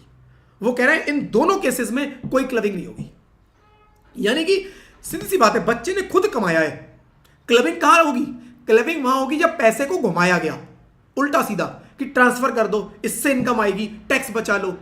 कह रहे हैं ये तो भाई बच्चे ने काम किया है, बच्चे ने मैनुअल लेबर खुद मेहनत की है, बच्चे का नेचुरल टैलेंट है, बच्चा सिंगिंग बहुत बढ़िया करता है, शो किया उसने, सिंगिंग से उसको कुछ इनकम हो गई, उसको शो मिल जाते हैं, एक एक शो के लाखों रुपए पे हो जाते हैं। राइट, तो वो कह रहे हैं इनमें कोई क्लबिंग नहीं होगी। If any minor child income through manual labour और एनी टैलेंट, वो कह रहे हैं in this case clubbing provision shall not apply, कोई क्लबिंग प्रोविजन नहीं लगेंगे। Rather it will be considered to be income of minor child and tax liability shall be computed separately, but the return shall be filed by his father as his guardian। कह रहा है minor child की return तो file होगी। अब minor child खुद कर नहीं सकता, 18 साल से कम का है, तो कह रहे हैं उसका फादर जो है एज ए गार्जियन उसकी रिटर्न फाइल करेंगे। क्लबिंग नहीं होगी बट उसकी रिटर्न फाइल होगी। राइट, आईटीआर फाइल करनी है, और कौन करेगा? फादर करेगा। ठीक है, clubbing provision shall applicable in case of minor married daughter also, right, minor married daughter के केस में भी काउंट होंगे। तो चाहे हाउस प्रॉपर्टी के चैप्टर में याद आ रहा होगा फ्रेंड्स, हाउस प्रॉपर्टी के चैप्टर में माइनर मैरिड डॉटर को अगर कोई हाउस ट्रांसफर किया, सेक्शन 27 डीम्ड ओनर, वहां पे क्या था कि आप चाहे वाइफ को करो, स्पाउस को करो या माइनर चाइल्ड को करो, दोनों केस में जो इनकम आएगी हाउस प्रॉपर्टी से वो क्लब हो जाएगी ट्रांसफरर के हाथ में। ये सेक्शन 27 हाउस प्रॉपर्टी के चैप्टर में हमने देखा, वहां पे माइनर मैरिड डॉटर को एग्जेम्प्ट कर दिया कि अगर माइनर मैरिड है, राइट, माइनर डॉटर है लेकिन मैरिड है, वो शादी हो चुकी है, तो शादी हो चुकी है और आपने उसको घर दिया है, कोई क्लबिंग नहीं होगी, ऐड नहीं होगी। ये कहां बात की गई? हाउस प्रॉपर्टी में। लेकिन अदर देन हाउस के केस में यहां पर बोल रहा है कि माइनर मैरिड डॉटर के केस में भी क्लबिंग हो जाएगी। यानी आपने घर किया तो वो कहां जाएगा? हाउस प्रॉपर्टी में, सेक्शन 27, वहां पे कोई ऐड नहीं करना। लेकिन उसके अलावा कुछ और है, मैंने अपनी बेटी को, शादी हो चुकी थी, माइनर है, कितने, 17 साल की है, उसको 10 लाख रुपए की एफडी उसके नाम पे ट्रांसफर कर दी, 10 लाख की एफडी से 2 लाख रुपए की अर्निंग आ गई, वो मेरे हाथ में क्लब हो जाएगी, वो मेरे हाथ में क्लब हो जाएगी फ्रेंड्स। राइट, तो माइनर मैरिड डॉटर को हाउस के केस में छूट मिली है, क्योंकि वो सेक्शन 27 अलग हाउस प्रॉपर्टी का चैप्टर वो डील कर रहा है, वहां उसने छूट दे दी, तो हाउस के केस में वहां देखेंगे, अदर देन हाउस के केस में यहां देखेंगे, और यहां बोल रहा है जी क्लबिंग होगी। तो हाउस के केस में सेक्शन 27 में नहीं होगी, अदर देन हाउस यहां पर आएंगे, हो जाएगी। ठीक है, minor married daughter of Mr Rohan has interest income of 1 lakh from bank deposit, in this case income shall be clubbed in the income of mother और father whoever has higher income. Same rule लगेगा, mother father में जिसकी ज्यादा income है उसकी income में जाके club कर दो, उसमें मैरिड वेरिड देखना ही नहीं है, यहां पर मैरिड देखना ही नहीं है। राइट, जैसे ही सेक्शन 64(1) आएगा, मैरिड देखना ही नहीं, माइनर है क्लबिंग कर दो, किसमें? जिसकी भी इनकम ज्यादा है। लेकिन अगर हाउस प्रॉपर्टी का केस है, मैरिड का केस आ जाए, तो देखो मैरिड डॉटर है क्या, अगर मैरिड डॉटर है तो कुछ नहीं करना, मैरिड सन है तो ऐड कर दो, क्योंकि सन तो अपने पास है, बेटी की शादी करके मैंने दूसरे घर भेज दिया, अब प्रॉपर्टी उसकी हो चुकी है।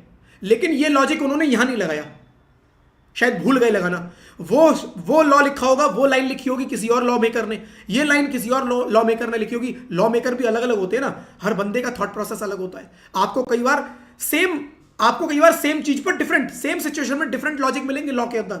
आप क्या होगा, यार एक बात ऐसे लिखती दूसरी बात ऐसे, ऐसा क्यों? कोई रीजन नहीं है फ्रेंड्स, मैं बता रहा हूं कोई रीजन नहीं है।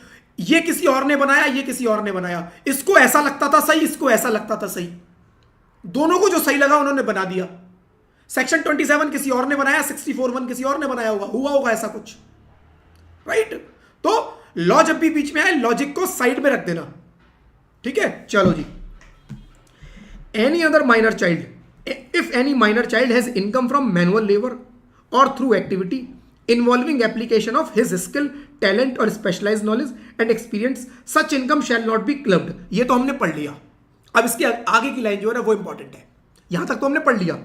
But if such income has been invested further, any new income shall be clubbed in the income of the mother और फादर। सन है, राइट, किसका? ए और बी का, ए और B, A father B mother, father mother A और B. इनका एक सन है, कितने साल का है? 10 साल का। इसको इनकम होती है नेचुरल टैलेंट से 10 लाख रुपए की। ये गाता है, बजाता है, पेंटिंग करता है, बहुत सारे काम करता है और बहुत टैलेंटेड है, राइट। 10 लाख रुपए की साल में अर्निंग हुई। क्वेश्चन आता है क्या ये क्लबिंग होगी? Answer is no.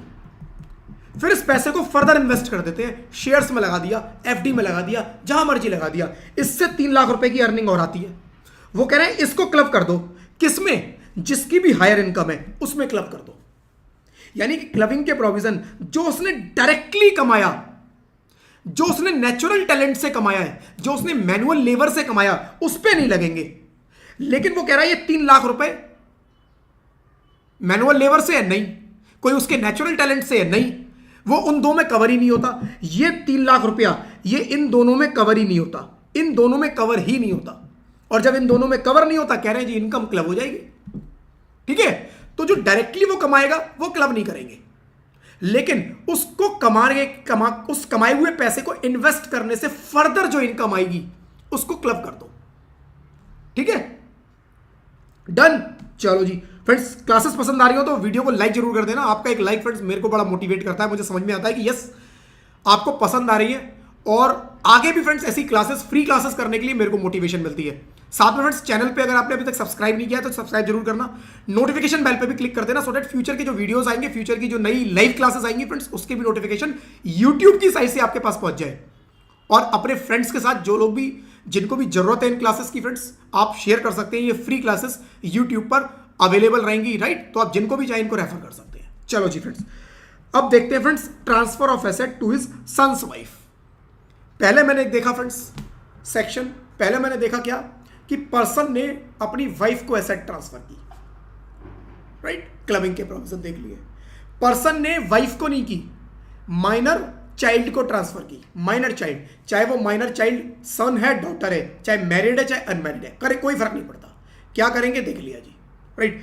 तीसरा किस सिचुएशन है कि एसेट ट्रांसफर किया अपने बेटे की वाइफ को, अपनी बेटे की वाइफ, बेटे की वाइफ सिचुएशन क्रिएट कर लेते हैं। बेटे की वाइफ, राइट, बेटे की वाइफ, ये है मिस्टर ए, ये है son of mister A, right, और ये है मिसेस, ये मिसेस बी लिख दो, जो सन है, सन की वाइफ, राइट। मिस्टर ए ने ट्रांसफर की किसको? इनको।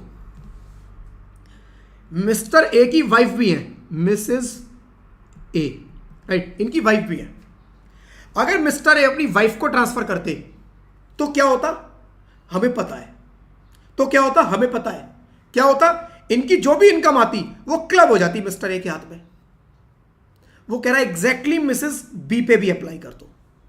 जैसा आप मिसेस ए को डील करते वैसे ही मिसेस बी को भी डील करो। जैसे आप अपनी वाइफ को डील करते वैसे ही अपने बेटे की वाइफ को भी डील करना है, for the purpose of clubbing provisions. For the purpose of clubbing, जो रूल वाइफ पर लगते हैं, मतलब जो रूल स्पाउस पर, मैं बार बार वाइफ बोल रहा हूं, वाइफ का मतलब स्पाउस समझना, तो वाइफ हस्बैंड, हस्बैंड या हो तो वाइफ, ठीक है। तो जो रूल स्पाउस के ऊपर लगेंगे exactly friends same rule Mrs B यानी बेटे की वाइफ पे भी लगेंगे। अब आप बोलोगे कि बेटे को ट्रांसफर की, बेटे को ट्रांसफर की तो क्लबिंग नहीं हो रही, बेटे को ट्रांसफर की क्लबिंग नहीं होगी। आगे तक आप पढ़ना। अभी अगर मेजर सन, बेटा 18 साल का हो गया है, मान लो ये बेटा 24 ईयर्स का है, 24 साल का है, इसको अगर मिस्टर ए अपनी कोई एसेट ट्रांसफर कर दें और मिस्टर, राइट, और इस बेटे को कोई अर्निंग आए, उसकी कोई क्लबिंग नहीं है, क्योंकि वो कह रहे हैं ये रियल ट्रांसफर है। क्यों रियल ट्रांसफर है? वो ये कह रहे हैं जी देखो, एक बार आपने अपने बड़े बेटे को, जो कि 18 साल से हो चुका है, जो कि एडल्ट है, आपने उसको एक बार एसेट ट्रांसफर कर दी, आपकी एसेट तो गई, अब नहीं मिल रही वापस। बेटा बड़ा हो चुका है, अपने डिसीजन खुद ले सकता है, अब वो आपको कुछ नहीं देगा। जब तक माइनर है तब तक आपका उसके ऊपर कंट्रोल था, आप उससे कुछ भी करा सकते थे, लेकिन अब वो माइनर नहीं है, मेजर है, राइट। अब तो आपकी एसेट गई। वाइफ के केस में वाइफ आपकी खुद की है, वाइफ थोड़ा जाएगी, सारी जिंदगी आपको साथ रहना है, तो वाइफ के केस में हम क्लबिंग करेंगे, लेकिन बेटे के केस में क्लबिंग नहीं करेंगे, क्योंकि बेटे के केस में तो एसेट गई। अब आप बोलोगे बेटे की वाइफ एक बार को बेटा वापस कर दे, बेटे की वाइफ वापस नहीं करेगी। माइंड में आ रहा होगा डाउट? एक बार को एसेट बेटा वापस कर देगा, बेटे की वाइफ वापस नहीं करेगी, यानी वाइफ के केस में तो और ज्यादा गई, वाइफ के केस में तो स्ट्रांगली एसेट गई। फिर क्लबिंग क्यों हो रही है? फिर क्लबिंग क्यों हो रही है? फ्रेंड्स, ऐसा आप आज सोच रहे हो, ऐसा आप आज सोच रहे हो। जब ये लॉ बना था, जब ये लॉ बना था 1961 में, उस टाइम पर क्या हुआ करता था, मैं आपको सिचुएशन बताता हूं। उस टाइम पर घर में बहू आती थी। आज तो देखो लड़का लड़की, मेल फीमेल, जेंडर बाइस जितनी भी चल रहे हैं फ्रेंड्स, ये सब खत्म हो चुके हैं ऑलमोस्ट, काफी जगह। कुछ जगह अभी भी है, बट वहां भी पोजीशन इंप्रूव हो रही है काफी, राइट, और होनी भी चाहिए।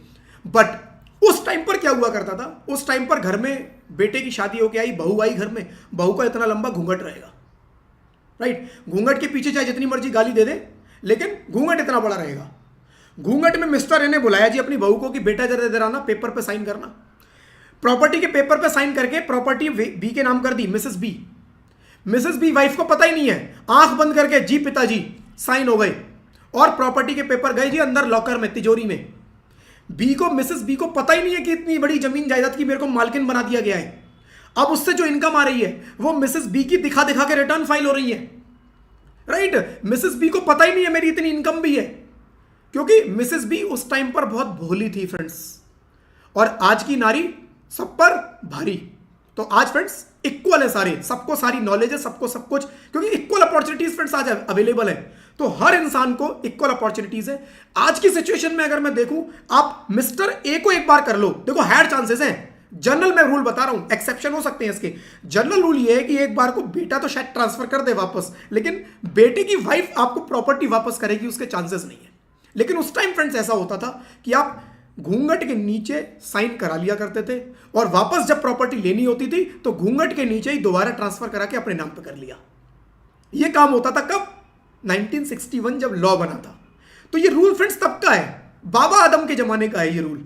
तब मिसेस बी के नाम पे ट्रांसफर कर दो तो क्लबिंग होती थी, क्योंकि गवर्नमेंट को ये बात समझ में आ गई कि घूंघट की आड़ में प्रॉपर्टी के पेपर साइन हो रहे हैं, ठीक है। तो गवर्नमेंट को ये बात समझ में आ गई, गवर्नमेंट ने लॉ ले आई ये वाला कि भैया लो, ये लॉ है तुम्हारे लिए कि अगर तुमने बेटे को ट्रांसफर किया कोई दिक्कत नहीं है, क्योंकि बेटा कोई थोड़ा घूंघट लगा के बैठा है, उसको तो दिख रहा है कहां साइन कर रहा हूं, ले लेगा तुम्हारी प्रॉपर्टी। लेकिन बेटे की वाइफ को पता भी नहीं चलेगा, बेटा गया काम पर बाहर और बेटे की वाइफ से साइन करा लिए पीछे से, और हो गया काम अपना, राइट। तो आज के टाइम में फ्रेंड्स इस लॉ की कोई रेलिवेंस नहीं है, बट तब का लॉ आज भी चल रहा है, ठीक है। तो आज आपको ये लॉ थोड़ा अटपटा लगेगा, बट आप सोच रहे हैं कब बना था, इसमें चेंजेस की जरूरत है, इसमें चेंजेस की जरूरत है। आइडली जैसे सन के ऊपर लॉ लगता है, वैसे ही बेटी की वाइफ पे भी लॉ लगना चाहिए। आइडली ये क्लॉज ऑफ फ्रेंड्स यहां से हट जाना चाहिए, लेकिन आपके एग्जाम में अगर आ गया तो आपको आंसर इसी हिसाब से करना है। जो वाइफ वाले रूल है वही बेटे की वाइफ पे लगाने हैं। If any person is transferred the asset to the son's wife, in this case clubbing provision shall apply in the similar manner as in case of transfer of the asset to the spouse. Exactly same है। Such clubbing provisions are applicable from 1 January 1973। 1 January 1973 law हमारा आया था 1961 में, income tax act 1961। लेकिन ये amendment आई 1 जून 1973। Government को यहां आके समझ में आया कि यार घूंघट की आड़ में क्या क्या काम हो रहे हैं, राइट। लोग प्रॉपर्टी ट्रांसफर करके इनकम इधर उधर कर रहे हैं, तो इनकम को क्लबिंग करके ये प्रोविजन लाए गए, ठीक है। चलो जी, अब मेरे ख्याल से कभी भूलोगे नहीं इस प्रोविजन को। Transfer of asset to any other person, कह रहा है किसी और को कर दिया, कह रहा है किसी और को कर दिया तो कर दिया, आप कोई दिक्कत नहीं है। If any person is transferred the asset to any other person, clubbing provision shall not be applicable. कुछ नहीं, मेजर सन अपने बेटे को जो 18 साल से ऊपर का है ट्रांसफर कर दिया, कह रहे कोई दिक्कत नहीं, कोई क्लबिंग प्रोविजन नहीं, ठीक है। If transferor has any right to receive any benefit from the asset or the benefit shall be received by the spouse of the transferor or by son's wife और transfer in this case clubbing provision shall be applicable. क्या कह रहा है देखो, कह रहा है mister A ने एक एसेट अपने फ्रेंड राइट बी को ट्रांसफर कर दी 1 करोड़ की।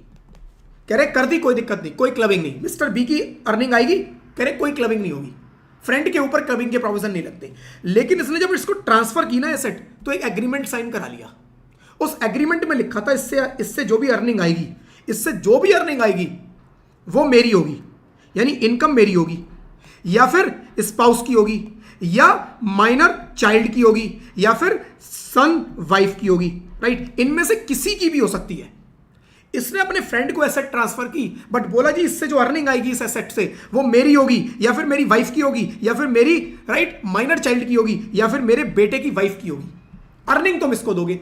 उसने कहा अगर ऐसा क्लॉज डाल दिया तो क्लबिंग के प्रोविजन लग जाएंगे और मिस्टर ए की इनकम मान लेंगे हम, मिस्टर ए की इनकम मान लेंगे, क्योंकि भैया आपने जेन्युइन ट्रांसफर थोड़ी ना किया है। ट्रांसफर का मतलब genuine transfer without any condition.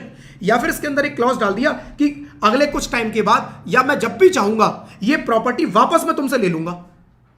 भैया क्यों वापस ले लोगे? या तो डायरेक्टली इनडायरेक्टली आप इसमें से बेनिफिट उठाते हो, या आप उस एसेट को वापस से अपने पास लाने का राइट रखते हो। आपने एक ऐसा एग्रीमेंट मिस्टर बी से साइन करा लिया, राइट, तो वो कह रहा है उस केस में ये जो इनकम आएगी मिस्टर बी की वो मिस्टर ए की ही मानी जाएगी और क्लबिंग हो जाएगी। Transfer means without any condition होना चाहिए। मतलब अब आपके पास से एसेट गई, अब आपका उस पर कोई लाइबिलिटी, कोई राइट नहीं रहा। अब उससे जो इनकम आएगी उसका आपका कोई लेना देना नहीं है। लेकिन अगर लेने देने हैं तो क्लबिंग कर देंगे। ठीक है, चलो जी। Transfer of income without transferring the asset, right, without transferring the asset, asset transfer नहीं करी, इनकम ट्रांसफर कर दी। जैसे मैंने क्या बोला, ये मैं हूं ए, ये मेरा फ्रेंड है बी, मेरे पास 1 करोड़ की एक एफडी है, मेरे पास 1 करोड़ की एक एफडी है। क्या है? एफडी। मैंने बैंक को इंस्ट्रक्शन दिया कि देखो ये 1 करोड़ की एफडी तो मेरी है, लेकिन इससे हर साल जो 10 लाख रुपए का इंटरेस्ट आता है ना, वो आप मिस्टर बी को ट्रांसफर कर देना। ये मिस्टर बी को ट्रांसफर कर देना। और मिस्टर बी से मैंने देख सेटिंग कर ली, देख तेरी तो कोई इनकम है नहीं, तेरी तो कोई इनकम है नहीं, 12 लाख रुपए तक की इनकम पे कोई टैक्स नहीं लगना, तो तेरा कोई टैक्स लगेगा नहीं। मैं जाता हूं 30% के स्लैब में, ये 10 लाख की इनकम पे मेरे को 3 लाख रुपए का टैक्स देना पड़ जाएगा। तो एक काम करियो भाई, तेरे को गोवा घुमा के लाऊंगा, एक बढ़िया ट्रिप करा के लाऊंगा।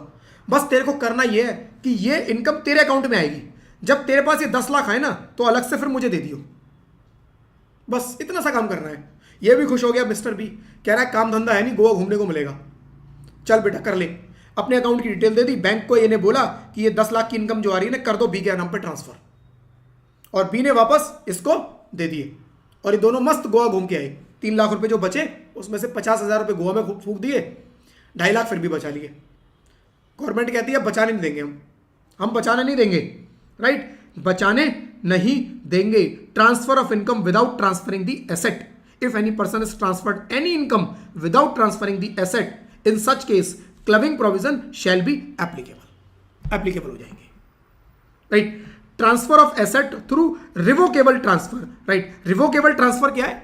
रिवोकेबल ट्रांसफर हो गया फ्रेंड्स कि मैं ट्रांसफर तो मैंने कर दिया, लेकिन कभी भी मैं उस एसेट को वापस ले सकता हूं, कभी भी मैं उस ट्रांसफर को कैंसिल कर सकता हूं। मैंने एसेट किसी और को ट्रांसफर कर दी, लेकिन उसमें एग्रीमेंट में लिखवा लिया कि कभी भी इस एसेट को मैं ले सकता हूं अपने पास वापस। रिवोकेबल ट्रांसफर है, right. If any person is transferred any asset through revocable transfer, income from that asset shall be clubbed in the income of transfer. Revocable transfer है मतलब कभी भी कैंसिल हो सकता है, मतलब तुम कभी भी एसेट को वापस ले लोगे, मतलब तुमने कुछ नहीं ट्रांसफर किया है, केवल तुम हमें दिखाना चाह रहे हो फालतू में, कोई ट्रांसफर नहीं है, केवल टैक्स बचाने का तरीका है, राइट। टैक्स बचाने का तरीका है, क्लबिंग होगी, तुम ट्रांसफर कर दो एसेट, फिर भी तुम्हारे हाथ में इस पर टैक्स लगाएंगे, right. Transfer of N asset through irrevocable transfer. Irrevocable transfer मतलब जो कैंसिल नहीं हो सकता, कैंसिल नहीं हो सकता, कोई क्लबिंग नहीं होगी, कोई जरूरत ही नहीं क्लबिंग होने की। तो इररिवोकेबल 2 सिचुएशन हो सकती है, देखो दोनों पढ़ लो। If any person is transfer an asset through irrevocable transfer, in this case clubbing provision shall not apply. पहला तो ये हो गया इररिवोकेबल कि वो कैंसिल ही नहीं हो सकता। दूसरा, if any person is transferred any asset in the lifetime of beneficiary, clubbing provision shall not apply. क्या कह रहा है, देखो जी, ए ने बी को एक एसेट ट्रांसफर कर दी, ए ने बी को एक एसेट ट्रांसफर की 1 करोड़ रुपए की, राइट। ए ने बी को 1 करोड़ रुपए की एक एसेट ट्रांसफर कर दी through irrevocable transfer. Irrevocable transfer, इससे 10 लाख रुपए की अर्निंग आती है, बी के हाथ में टैक्सेबल होगी, ए के हाथ में कोई टैक्सेबल नहीं होगी, बी ए का फ्रेंड है, दोनों फ्रेंड है आपस में, पहला सिचुएशन। दूसरा, इसने ट्रांसफर की एसेट 1 करोड़ की, लेकिन क्या बोला कि भाई देख, जब तक बी, देख तू जिंदा है, जब तक तेरी जिंदगी है तब तक ये एसेट तेरी, लेकिन तेरे को अगर मान ले बी कुछ हो गया तो उसके बाद ये एसेट वापस मेरे पास आ जाएगी। यानी during the lifetime of beneficiary, who is beneficiary, Mr B, Mr B is beneficiary, during the lifetime of beneficiary मैं नहीं ले सकता एसेट को वापस। ए कह रहा है तेरी जब तक तू जिंदा है तब तक मैं इस एसेट को वापस नहीं ले सकता, तब तक ये एसेट तेरी, और तेरे मरने के बाद ये एसेट वापस मेरी। उस केस में भी कह रहे हैं कि जी ये 10 लाख की जो इनकम है इसकी कोई क्लबिंग नहीं होगी, कोई क्लबिंग नहीं होगी। अब भाई मिस्टर ए को क्या पता है कब तक जिंदा रहेगा बेचारा, कब तक जिंदा रहेगा, हो सकता है उससे पहले ही मिस्टर ए निकल जाए, बी से पहले मिस्टर ए निकल गया, फिर तो ये सी की हो गई। तो यानी कि ये तो एक ट्रांसफर है रियल। हो सकता है मिस्टर बी के पास कुछ नहीं है, वो अपने दोस्त की रियल हेल्प करना चाहता है कि भाई देख मैं तेरी हेल्प करना चाहता हूं, जब तक तू जिंदा है मेरी एसेट रख ले, जितनी तेरी अर्निंग है तू अपना घर चला ले, कोई दिक्कत नहीं, लेकिन जब तक तू जिंदा है तब तक, तेरे मरने के बाद किसी और को नहीं जाएगी, क्योंकि मरने के बाद किसी को तो जाएगी, किसी और को नहीं जाएगी, मेरे ही पास वापस आ जाएगी, right. It is real transfer. तो यहां पर उन्होंने क्या बोला, यहां पर उन्होंने बोला कोई क्लबिंग नहीं होगी, कोई क्लबिंग नहीं होगी, ठीक है जी। चलो जी, then provided that transferrer derives no direct indirect benefit from such income in either case। Directly indirectly mister A इस केस में कोई भी बेनिफिट ना उठाए बस इस एसेट से। ट्रांसफर हो गया मतलब हो गया, जब भी मरेगा तब एसेट आ जाएगी, कोई दिक्कत नहीं है। लेकिन वैसे ड्यूरिंग लाइफ कोई उससे ये ना बोले कि 10 लाख का तेरे पास आएगा तो ये मुझे दे दियो, या इस 10 लाख में से 5 लाख मुझे दे दियो। कह रहा है डायरेक्टली इनडायरेक्टली कोई बेनिफिट नहीं उठाना, ठीक है। अगर आपने कोई बेनिफिट उठाया तो ये इनकम क्लब हो जाएगी मिस्टर ए के हाथ में, कोई बेनिफिट नहीं उठाना इसमें से, राइट। रियल ट्रांसफर होना चाहिए। All income arising to any person by virtue of such any transfer shall be chargeable to income tax as the income of the transferor as and when the power to revoke the transfer arise and shall income and shall then be included in his total income. कह रहा है जैसी asset वापस आएगी, मान लो जैसे revoke करने का राइट आ जाएगा, रिवोक करने का राइट कब आएगा, जैसे मान लो बी की डेथ हो गई, अब ए उस एसेट को रख सकता है, तो ए जैसे ही उसके पास एसेट आएगी उससे जो भी इनकम आ रही होंगी वो अब ए के हाथ में टैक्सेबल होंगी, अब वो ए के हाथ में टैक्सेबल होगी, ये लिखा है यहां पर, ठीक है। मीनिंग ऑफ रिवोकेबल ट्रांसफर जो मैंने बताया आपको वही है। For the purpose of section 60, 61, 62 of this section a transfer shall be deemed to be revocable if it contains any provision for the retransfer directly indirectly by the whole or any part of the income or assets to the transferor। Revocable transfer का मतलब ये होता है कि उसके अंदर कोई भी ऐसा क्लॉज अगर हुआ जिस क्लॉज के थ्रू वो एसेट वापस से उसके पास आ सकती है, चाहे फुल्ली या पार्शली, चाहे डायरेक्टली चाहे इनडायरेक्टली, या फिर उस एसेट में से कोई डायरेक्ट या इनडायरेक्ट बेनिफिट उसके पास आ सकता है, तो वो क्या होता है, revocable transfer, right. It in any way give the transferor, जिसने ट्रांसफर किया उसको राइट मिल रहा है रीअज्यूम पावर डायरेक्टली और इनडायरेक्टली ओवर द होल और any part of the income और एसेट। सेम वही चीज लिखी हुई है फ्रेंड्स, ठीक है। तो जो मैंने बताया एसेट को या उसके रिलेटेड इनकम को वापस अपने पास उससे बेनिफिट लेने का, अगर उस क्लॉज कोई क्लॉज है, कोई राइट है उसके अंदर, कोई एग्रीमेंट के अंदर लिखा हुआ है, तो इसका मतलब वो रिवोकेबल ट्रांसफर है। और रिवोकेबल ट्रांसफर के केस में क्लबिंग के provision as it is apply हो जाएंगे, राइट। फिर salary, commission, fees etcetera from a concern in which spouse has substantial interest. Spouse का सब्सटेंशियल इंटरेस्ट है, क्या कह रहा है जी, देखो salary, commission, fees receive from a concern in which spouse has substantial interest. Mr A एक company में, राइट, कंपनी में शेयर होल्डर है, राइट, एक कंपनी में शेयर होल्डर है। मिस्टर ए एक कंपनी में शेयर होल्डर है, कितना परसेंट शेयर है, सब्सटेंशियल इंटरेस्ट है। सब्सटेंशियल इंटरेस्ट का मतलब होता है 20% और मोर। मान लो 20% शेयर मिस्टर ए के इस कंपनी में है, और यहां पर मिसेस ए काम करती हैं यहां पर मिसेस ए काम करती है और इनको कुछ पेमेंट होती है, वो कह रहे हैं जी जो ये मिसेस ए को पेमेंट होगी ना, ये मिस्टर ए में क्लब हो जाएगी। क्यों हो जाएगी? क्योंकि मिस्टर ए का यहां पर सब्सटैंशियल इंटरेस्ट है, 20% शेयर इस कंपनी के मिस्टर ए के पास है। मतलब मिस्टर ए कंपनी के डिसीजंस को इन्फ्लुएंस करने की पावर रखते हैं। कंपनी के डिसीजंस को मिस्टर ए इन्फ्लुएंस कर सकते हैं। क्या पता मिस्टर ए ने इस कंपनी को बोला हो कि भाई मेरे को पेमेंट आनी है तुम्हारी कंपनी से 10 लाख रुपए की, ये मेरी इनकम बन जाएगी, उसके ऊपर मुझे टैक्स देना पड़ जाएगा, ये मुझे टैक्स नहीं देना, एक काम करो मेरी वाइफ को पेमेंट कर दो। कंपनी को बोला मेरी वाइफ को पेमेंट कर दो। क्या ये बोल सकते हैं? बिल्कुल बोल सकते हैं। क्या कंपनी मानेगी? बिल्कुल मान जाएगी। क्यों? सब्सटैंशियल इंटरेस्ट है, 20% शेयर होल्डरिंग है, कंपनी इनकी बात भाग के मानेगी। राइट, इन्फ्लुएंस करने की पावर है इनके पास, कंपनी के डिसीजंस को चेंज कर सकते हैं ये।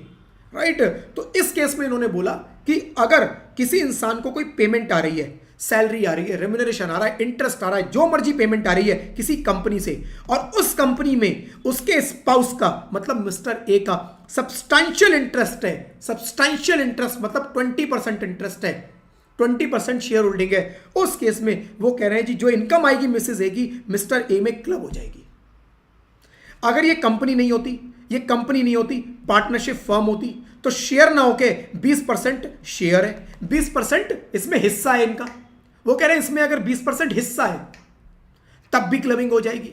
राइट, एक पार्टनरशिप फर्म है, उसके अंदर मिस्टर ए पार्टनर है और उनका 20% का हिस्सा इस पार्टनरशिप फर्म में। कह रहे हैं जी सब्सटैंशियल इंटरेस्ट है, ये तो सब्सटैंशियल इंटरेस्ट है। इस फर्म से मिसेस ए को कोई भी पेमेंट होगी वो मिस्टर ए के हाथ में क्लब हो जाएगी। ये मिस्टर ए की मानी जाएगी, मिसेस ए की नहीं मानी जाएगी। अब मिस्टर ए 20% ना होकर 10% के शेयर होल्डर है। मिस्टर ए 10% के शेयर होल्डर है, 10% इनके फादर भी हैं। किनके? मिस्टर ए के फादर, इनका भी यहां पर 11% का शेयर है।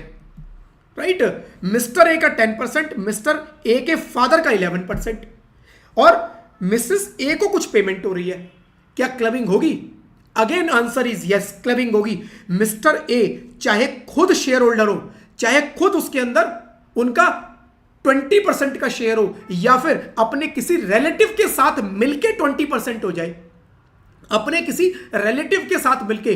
फादर रिलेटिव की डेफिनेशन में आते हैं, अभी रिलेटिव की डेफिनेशन बताऊंगा कौन कौन आएंगे इसके अंदर। फादर आएंगे, मदर आएंगे, बच्चे आएंगे, स्पाउस आएंगे, कौन कौन आएंगे इसके अंदर बताऊंगा। अभी फादर का एग्जांपल ले लिया। राइट, तो मिस्टर ए का जरूरी नहीं है कि खुद का हो, उनका उनके रिलेटिव के साथ मिलके भी 20% हो जाए। 10 और 11 टोटल 21% हो गया। क्लबिंग के प्रोविजन एप्लीकेबल हो जाएंगे और मिसेस ए को जो भी इनकम आएगी वो मिस्टर ए की इनकम में जाके ऐड हो जाएगी। यहां तक कोई दिक्कत नहीं होनी चाहिए। इतना ही लिखा है उस प्रोविजन के अंदर, यही सारी चीजें लिखी हुई हैं कि अगर ये कंपनी है तो 20% शेयर होल्डिंग, अकेले की नहीं, रिलेटिव की मिला के। अकेले की नहीं देखेंगे, अकेले की रिलेटिव की मिला के देखेंगे, 20% हो गई तब भी लगा देंगे क्लबिंग के प्रोविजन। राइट, या फिर फर्म है या कोई और कंसर्न है तो 20% का उसमें उनका शेयर देख लो। मान लो फादर की कोई शेयर होल्डिंग नहीं है, मिस्टर ए की शेयर होल्डिंग है 10% और मिसेस ए की भी शेयर होल्डिंग है 10%, मिस्टर ए की भी 10%, मिसेस ए की भी 10%। राइट, मिस्टर ए की भी 10%, मिसेस ए की भी 10%। अब क्या क्लबिंग के प्रोविजन अप्लाई होंगे? बिल्कुल होंगे। क्लबिंग के प्रोविजन अप्लाई होंगे, यस, क्योंकि रिलेटिव के अंदर मिसेस ए भी आती है। मिस्टर ए के पॉइंट ऑफ व्यू से 10 + 10 20 हो गया, मिसेस ए के पॉइंट ऑफ व्यू से 10 + 10 20 हो गया। क्लबिंग के प्रोविजन लगेंगे, यस लगेंगे, बिल्कुल। जरूरी नहीं फादर होते, कोई और भी है। राइट, तो क्लबिंग के प्रोविजन लग जाएंगे अगर रिलेटिव के साथ भी वो 20% आ गया। अब इसको एक बार डिटेल में देख लेते हैं, पढ़ लेते हैं एक बार इसके बारे में। राइट, कुछ छोटी छोटी चीजें और आएंगी जो मैं साथ साथ बताता चलूंगा। If any person is getting salary, commission, fees और any other remuneration whether in cash और इन काइंड, कैश की जगह काइंड दे दिया, कंपनी ने उठा के गाड़ी दे दी, राइट, इन काइंड, कह रहे क्लबिंग हो जाएगी, वैल्यू निकाल लो।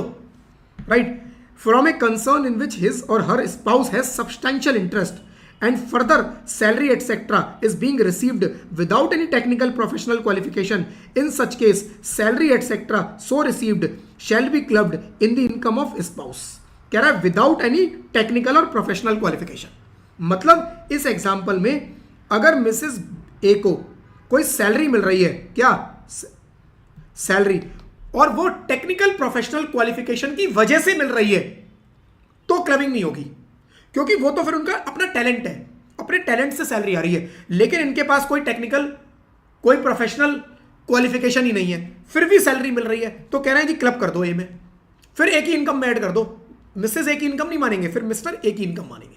लेकिन अगर ये सैलरी आ रही है किससे, टेक्निकल प्रोफेशनल क्वालिफिकेशन की वजह से, तो नहीं होगा। और अभी देखना मजे की बात, ये सैलरी कभी जिंदगी में क्लब नहीं होगी, जो मर्जी सिचुएशन हो, ये सैलरी क्लब होगी नहीं। मिसेस ए के पास कोई टेक्निकल प्रोफेशनल क्वालिफिकेशन नहीं है, फिर भी आप इसे क्लब नहीं कर पाओगे। अभी दिखाऊंगा आगे एक लाइन लिखी हुई है जो, ठीक है, अभी देखने में लग रहा है क्लब होगा, अभी ये याद रखना एग्जाम के पॉइंट ऑफ व्यू से ये क्लब होगा, ठीक है, लेकिन प्रैक्टिकली आपको दिखाऊंगा कि प्रैक्टिकली सारी लाइफ, सारी जिंदगी, लॉ जितना मर्जी कुछ कर ले, ये क्लब नहीं होनी। कैसे होगा दिखाता हूं अभी, चलो जी। चीजों को प्रैक्टिकली भी साथ साथ समझो, लेकिन एग्जाम के पॉइंट ऑफ व्यू से, एग्जाम में जो क्वेश्चन लिखना है, आंसर लिखना है, वो आपको पता होना चाहिए, ठीक है। However clubbing shall not be applicable in relation to any income arising to the spouse where the spouse possesses technical और प्रोफेशनल क्वालिफिकेशन। अगर उसके पास टेक्निकल या प्रोफेशनल क्वालिफिकेशन है तो क्लबिंग के प्रोविजन नहीं लगेंगे। And the income is solely attributable to the application of his her technical professional knowledge and experience. Income wife की मानी जाएगी, ठीक है। If the spouse has substantial interest along with the relative, even in that case clubbing provision are applicable. जो हमने अभी देखा कि अपना अलग नहीं देखना, स्पाउस के रिलेटिव, मान लो फादर के साथ मिलकर क्लबिंग हो गई, 21% मेरे एग्जाम्पल में बन गया, तब भी क्लबिंग हो जाएगी, राइट। जैसे यहां पर एग्जाम्पल में दिया हुआ है, Mr Rohan is holding 11% of Alpha Limited, father 10% Alpha Limited से ही, and his wife is employed in Alpha Limited without any technical professional qualification. In this case salary जो आएगी मिसेस रोहन के पास, वो क्लब हो जाएगी मिस्टर रोहन के में। अब देखो, technical professional qualification shall include not only degree और membership but also any experience और एक्सपर्टीज और any natural talent also as decided in Batta Kalyani versus CIT high court. यह हाई कोर्ट का एक जजमेंट जिसने प्रैक्टिकली इस प्रोविजन को खत्म कर दिया। अब आप मेरे को एक बात बताओ, इस लाइन को दोबारा पढ़ लो। वो कह रहा है जी technical professional qualification shall include not only degree membership. वो कह रहा है इसमें केवल डिग्री और मेंबरशिप और प्रोफेशनल क्वालिफिकेशन इंक्लूड नहीं होंगी, इसमें और भी बहुत सी चीजें इंक्लूड हो सकती हैं। जैसे किसी पर्सन को एक्सपीरियंस है, उस पर कोई डिग्री नहीं है, उस पर कोई प्रोफेशनल क्वालिफिकेशन नहीं है, लेकिन उसको एक्सपीरियंस है, उसके पास उस काम को करने की एक्सपर्टीज है, या उसको काम करने का नेचुरल टैलेंट है उसके अंदर, तब भी हम मानेंगे कि उसने अपने प्रोफेशनल क्वालिफिकेशन की बेसिस पे ही सैलरी ली है, और कोई क्लबिंग नहीं होगी। मतलब मैं अपनी वाइफ को अपनी फर्म में लगा दूं और मैं उसको 1 लाख रुपए की सैलरी पे करवाता रहूं, लॉ आएगा बोलेगा जी क्लबिंग होगी, मैं कहूंगा नहीं होगी। वो कहेंगे डिग्री है, मैं कहूंगा नहीं है, डिग्री नहीं है उनके पास, राइट। फिर वो बोलेंगे किस बेसिस पे, मैं बोलूंगा जी उसको एक्सपीरियंस है। अब दिखा लो एक्सपीरियंस कहां है। अब एक्सपीरियंस चेक करने का तरीका क्या है, मैंने बोल दिया जी एक्सपीरियंस है, अब तुम लगा लो टैक्स उसके ऊपर, एक्सपीरियंस के बेसिस पे मैं बच गया, हाई कोर्ट का डिसीजन है, मैं बच गया, लॉ लगा ही नहीं सकता। कैसे लगाओगे बताओ आप इसके ऊपर, ठीक है। तो प्रैक्टिकली फ्रेंड्स देखो, सैलरी फॉर्म से आएगी, कभी भी क्लब नहीं होगी, कभी भी क्लब नहीं होगी। अगर ये ना करते तो क्लबिंग होती रहती, लेकिन अब क्लबिंग नहीं होगी, ठीक है। चलो जी, एज पर सेक्शन 241 रिलेटिव का मीनिंग, जो मैंने फादर का एग्जांपल लिया, फादर की जगह और कौन कौन हो सकता है। रिलेटिव का मीनिंग होता है हस्बैंड, वाइफ मतलब स्पाउस, ब्रदर, सिस्टर और एनी लीनियर असेंडेंट और डिसेंडेंट।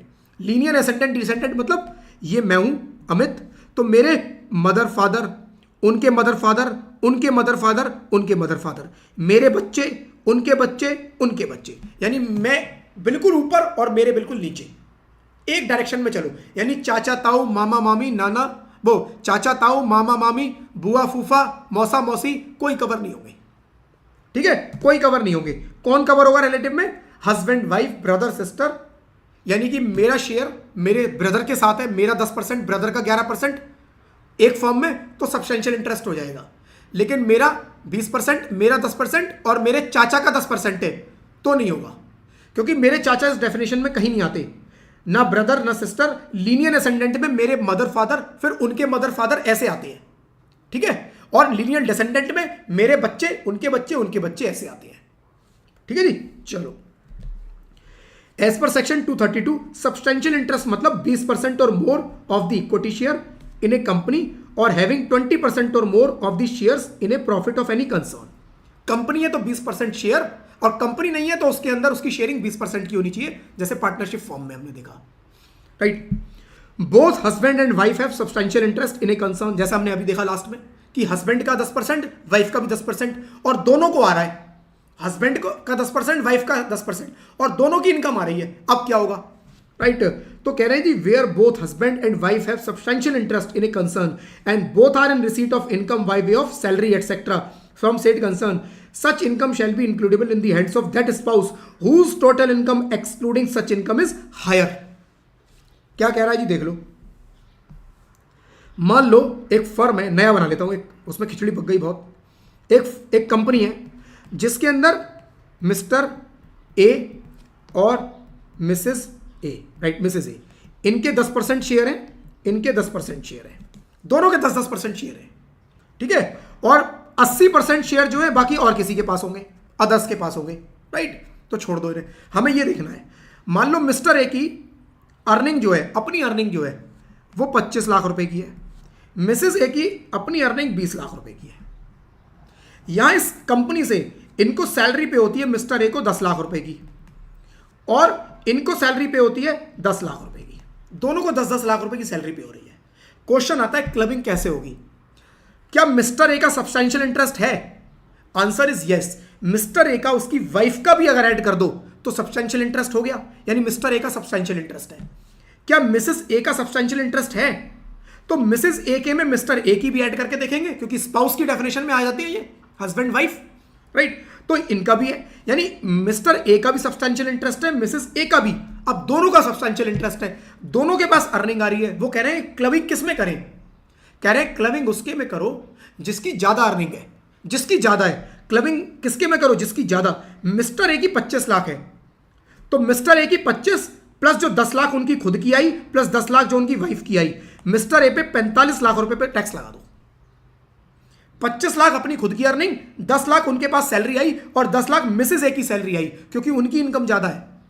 मिस्टर ए की मैं इनकम में सब ऐड कर दो, और मिस्टर ए को 45 लाख रुपए पे टैक्स देना है, और मिसेस ए अपने कितने पे देंगी? 20 लाख पे। बस ये लिखा हुआ है, ठीक है जी। चलो देखो जी, एक क्वेश्चन देख लेते हैं। Mr Rohan has 12% share in Alpha Limited, Mrs Rohan has 13% share in Alpha Limited, both are getting salary of 13 lakhs and 10 lakhs। Mr A को 13 लाख मिल रही है और मिसेस ए को 10 लाख मिल रही है, राइट।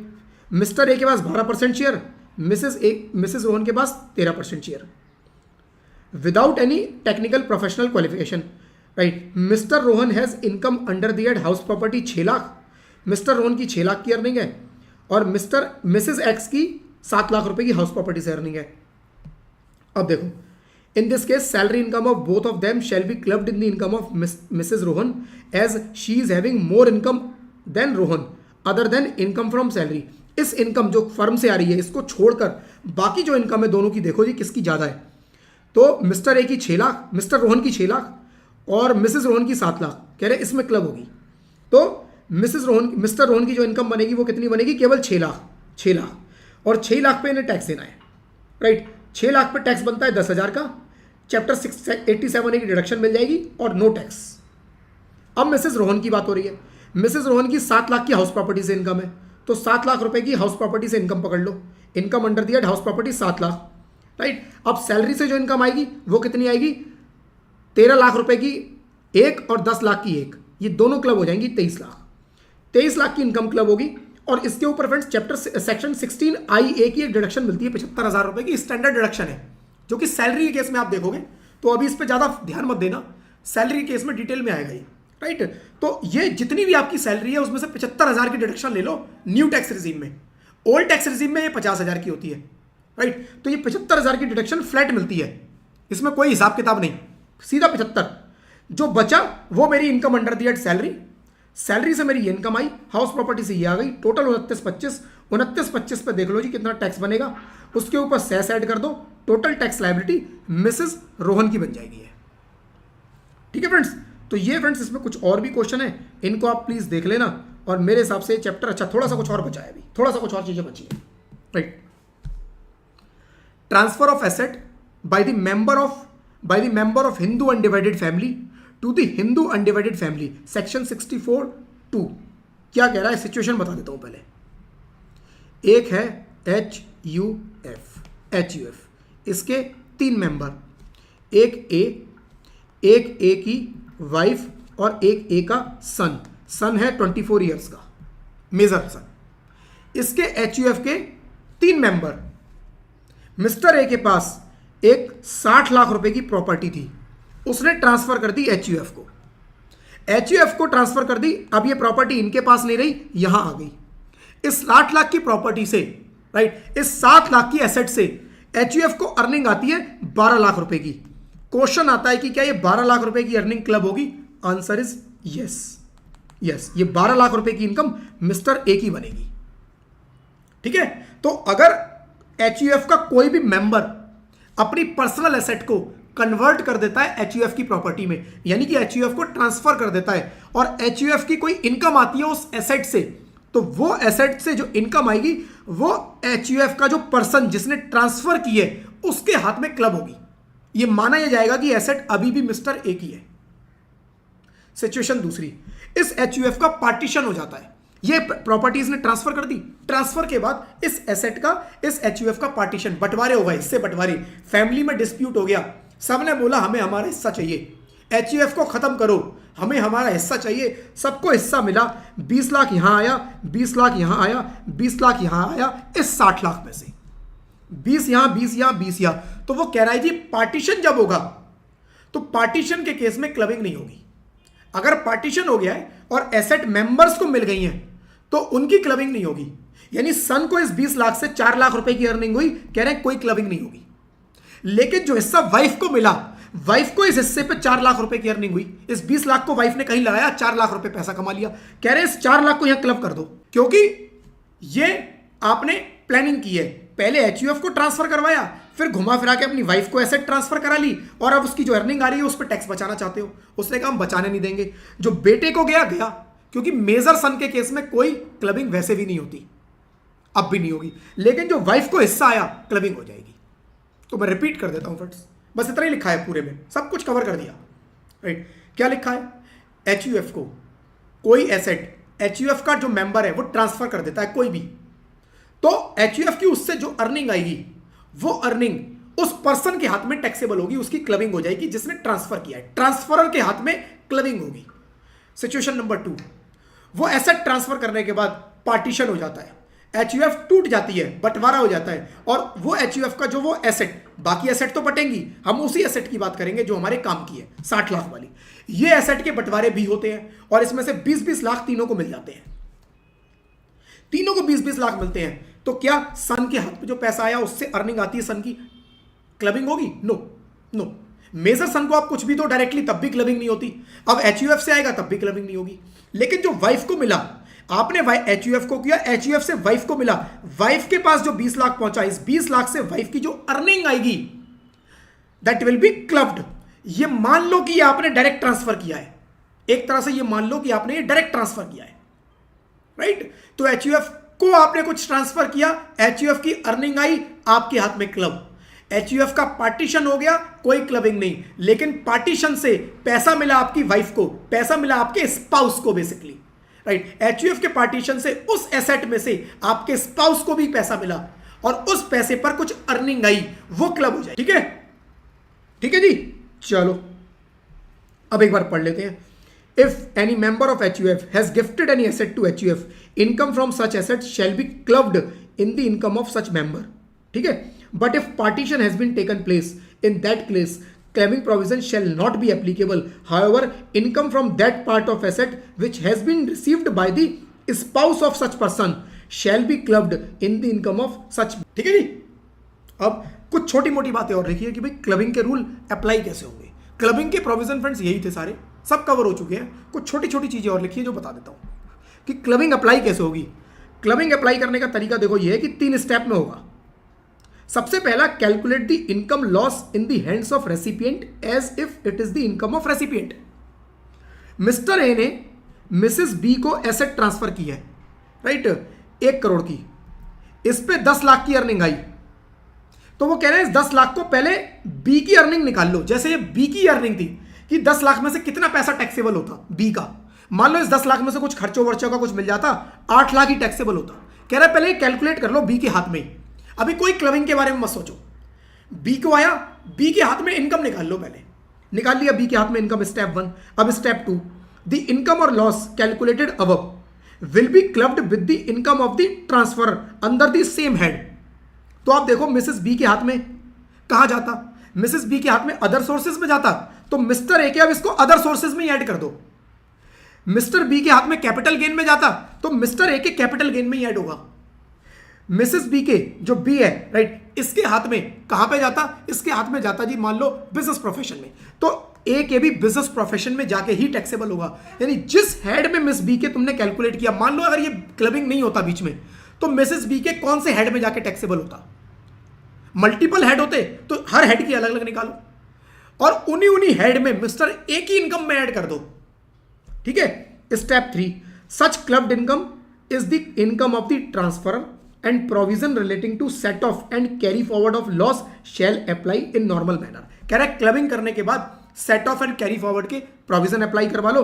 होपफुली अगला चैप्टर अदर सोर्सेस का है, उसके बाद जो चैप्टर आएगा वो सेट ऑफ कैरी फॉरवर्ड का आएगा, इसलिए इस लाइन को भी इग्नोर मार दो। मोटा मोटा जो आपको समझना है वो ये है कि क्लबिंग के प्रोविजन अप्लाई होते हैं। पहले ये देखो, जिस पर्सन को इनकम आई है, ट्रांसफरर नहीं, जिसको इनकम आई है उसी के हाथ में कौन से हेड में टैक्सेबल होती है और कितनी होती, वो कैलकुलेशन वहीं कर लो। कैलकुलेशन करने के बाद उस इनकम को वहां से उठाओ और जो ट्रांसफरर है उन्हीं हेड में उसके में ऐड कर दो, बस। ठीक है। इसके आगे सेटअप वाले प्रोविजन को सेटअप वाले चैप्टर में सीखेंगे, फिर पूरी बात समझ में आएगी। ठीक है। और ये फ्रेंड्स एक क्वेश्चन दिया हुआ है, इस क्वेश्चन को आप कर लेना, और मेरे हिसाब से इस चैप्टर में अब कुछ नहीं है, राइट। एक छोटा सा प्रोविजन है ऑप्शनल टैक्स रिजीम में। तो जितना भी फ्रेंड्स हमने देखा वो सारा डिफॉल्ट और ऑप्शनल में सेम चलेगा, वो सारा डिफॉल्ट और ऑप्शनल में सेम चलेगा, लेकिन एक ये छोटा सा प्रोविजन और है जो ऑप्शनल में मिलेगा, डिफॉल्ट में नहीं मिलेगा। हमने देखा फ्रेंड्स कि क्लबिंग होती है माइनर चाइल्ड की क्लबिंग, मतलब मिस्टर ए और मिसेस ए, उनका एक सन है, कितने का, 10 साल का, इसको इनकम आती है 20 लाख रुपए की नेचुरल टैलेंट से।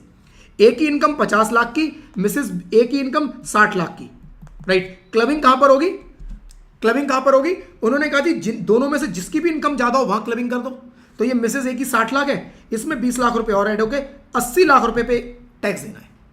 लेकिन यहां पर फ्रेंड्स क्या बोलता है, अगर आप ऑप्शनल टैक्स रिजीम में हो, अगर क्वेश्चन आता है ऑप्शनल टैक्स रिजीम का, तो जो ये माइनर सन है ना, माइनर चाइल्ड है, उसकी इनकम पे आपको 1500 रुपए की, 1500 फ्रेंड्स, पूरे 1500 रुपए की छूट मिलेगी। खुश हो जाओ 1500 रुपए देख के कि 1500 रुपए की छूट मिलेगी। ठीक है। तो यानी कि जो क्लबिंग होगी वो 20 लाख की नहीं होगी, वो होगी कितने की, 19 लाख, कितने हुए, 98,500, 19,98,500 रुपए 60 लाख में ऐड हो जाएंगे और इस पर टैक्स लगेगा। बस ये लिखा है। ये ऑप्शनल टैक्स रिजीम में आपको 1500 रुपए का एक्स्ट्रा बेनिफिट दिया है। एज पर section 1032 exemption shall be allowed up to 1500 per minor child, 1500 रुपए पर चाइल्ड है। तो अगर आपके 2 माइनर चाइल्ड है, 2 की इनकम क्लब हो रही है, तो दोनों को 1500 की इनकम पे मिल जाएगी। ठीक है। जैसे एग्जांपल दिया है, minor income has interest income of 1.5 lakh, calculate the taxability of his income. कह रहा है 1.5 लाख, 1500 रुपए की छूट दे दो, 1,48,500 रुपए को क्लब कर दो, जिसकी भी इनकम ज्यादा है उसमें। ठीक है। और डिफॉल्ट में पूरा 1.5 लाख पे लगेगा, डिफॉल्ट में पूरा 1.5 लाख क्लब करना है, लेकिन ऑप्शनल में 1500 रुपए की छूट दे देना। बस ये एक एक्स्ट्रा प्रोविजन है जो आपको ऑप्शनल के हिसाब से याद रखना पड़ेगा, अदरवाइज बाकी सारा कुछ ऑप्शनल चाहे डिफॉल्ट सेम। ठीक है जी। बट रेट चेंज हो जाएगा, ठीक है। रेट का याद रखना, मैं नहीं बोलूं तब भी रेट चेंज हो जाएगा। और इसके साथ फ्रेंड्स ये चैप्टर खत्म हो गया। ठीक है जी। कोई डाउट है तो पूछ लो, अदरवाइज अगला चैप्टर जो अपना शुरू होगा friends, income under the other sources. कोई क्वेश्चन है पूछ लो फ्रेंड्स। क्लासेस पसंद आ रही है तो इस वीडियो को लाइक कर देना, चैनल को सब्सक्राइब भी करना, नोटिफिकेशन बेल पे क्लिक भी कर देना। अगर आपने सब्सक्राइब किया है चैनल को और नोटिफिकेशन बेल पे क्लिक किया हुआ है तो फ्यूचर के जितने भी वीडियोस के नोटिफिकेशन होंगे ना वो रियल टाइम यूट्यूब की तरफ से आपके पास आते हैं। आपके फ्रेंड्स कुछ फ्रेंड्स भी हो सकते हैं जिनको इस क्लासेस की जरूरत हो, जो फ्री क्लास करने में इंटरेस्टेड हो, तो आप उनके साथ भी फ्रेंड्स मेरी इन क्लासेस का लिंक शेयर कर सकते। चलिए फ्रेंड्स, क्लास को क्लोज करेंगे, राइट? क्लास को क्लोज करेंगे, नेक्स्ट क्लास अपनी अदर सोर्सेस के ऊपर, ठीक है? चलिए friends, thank you bye bye.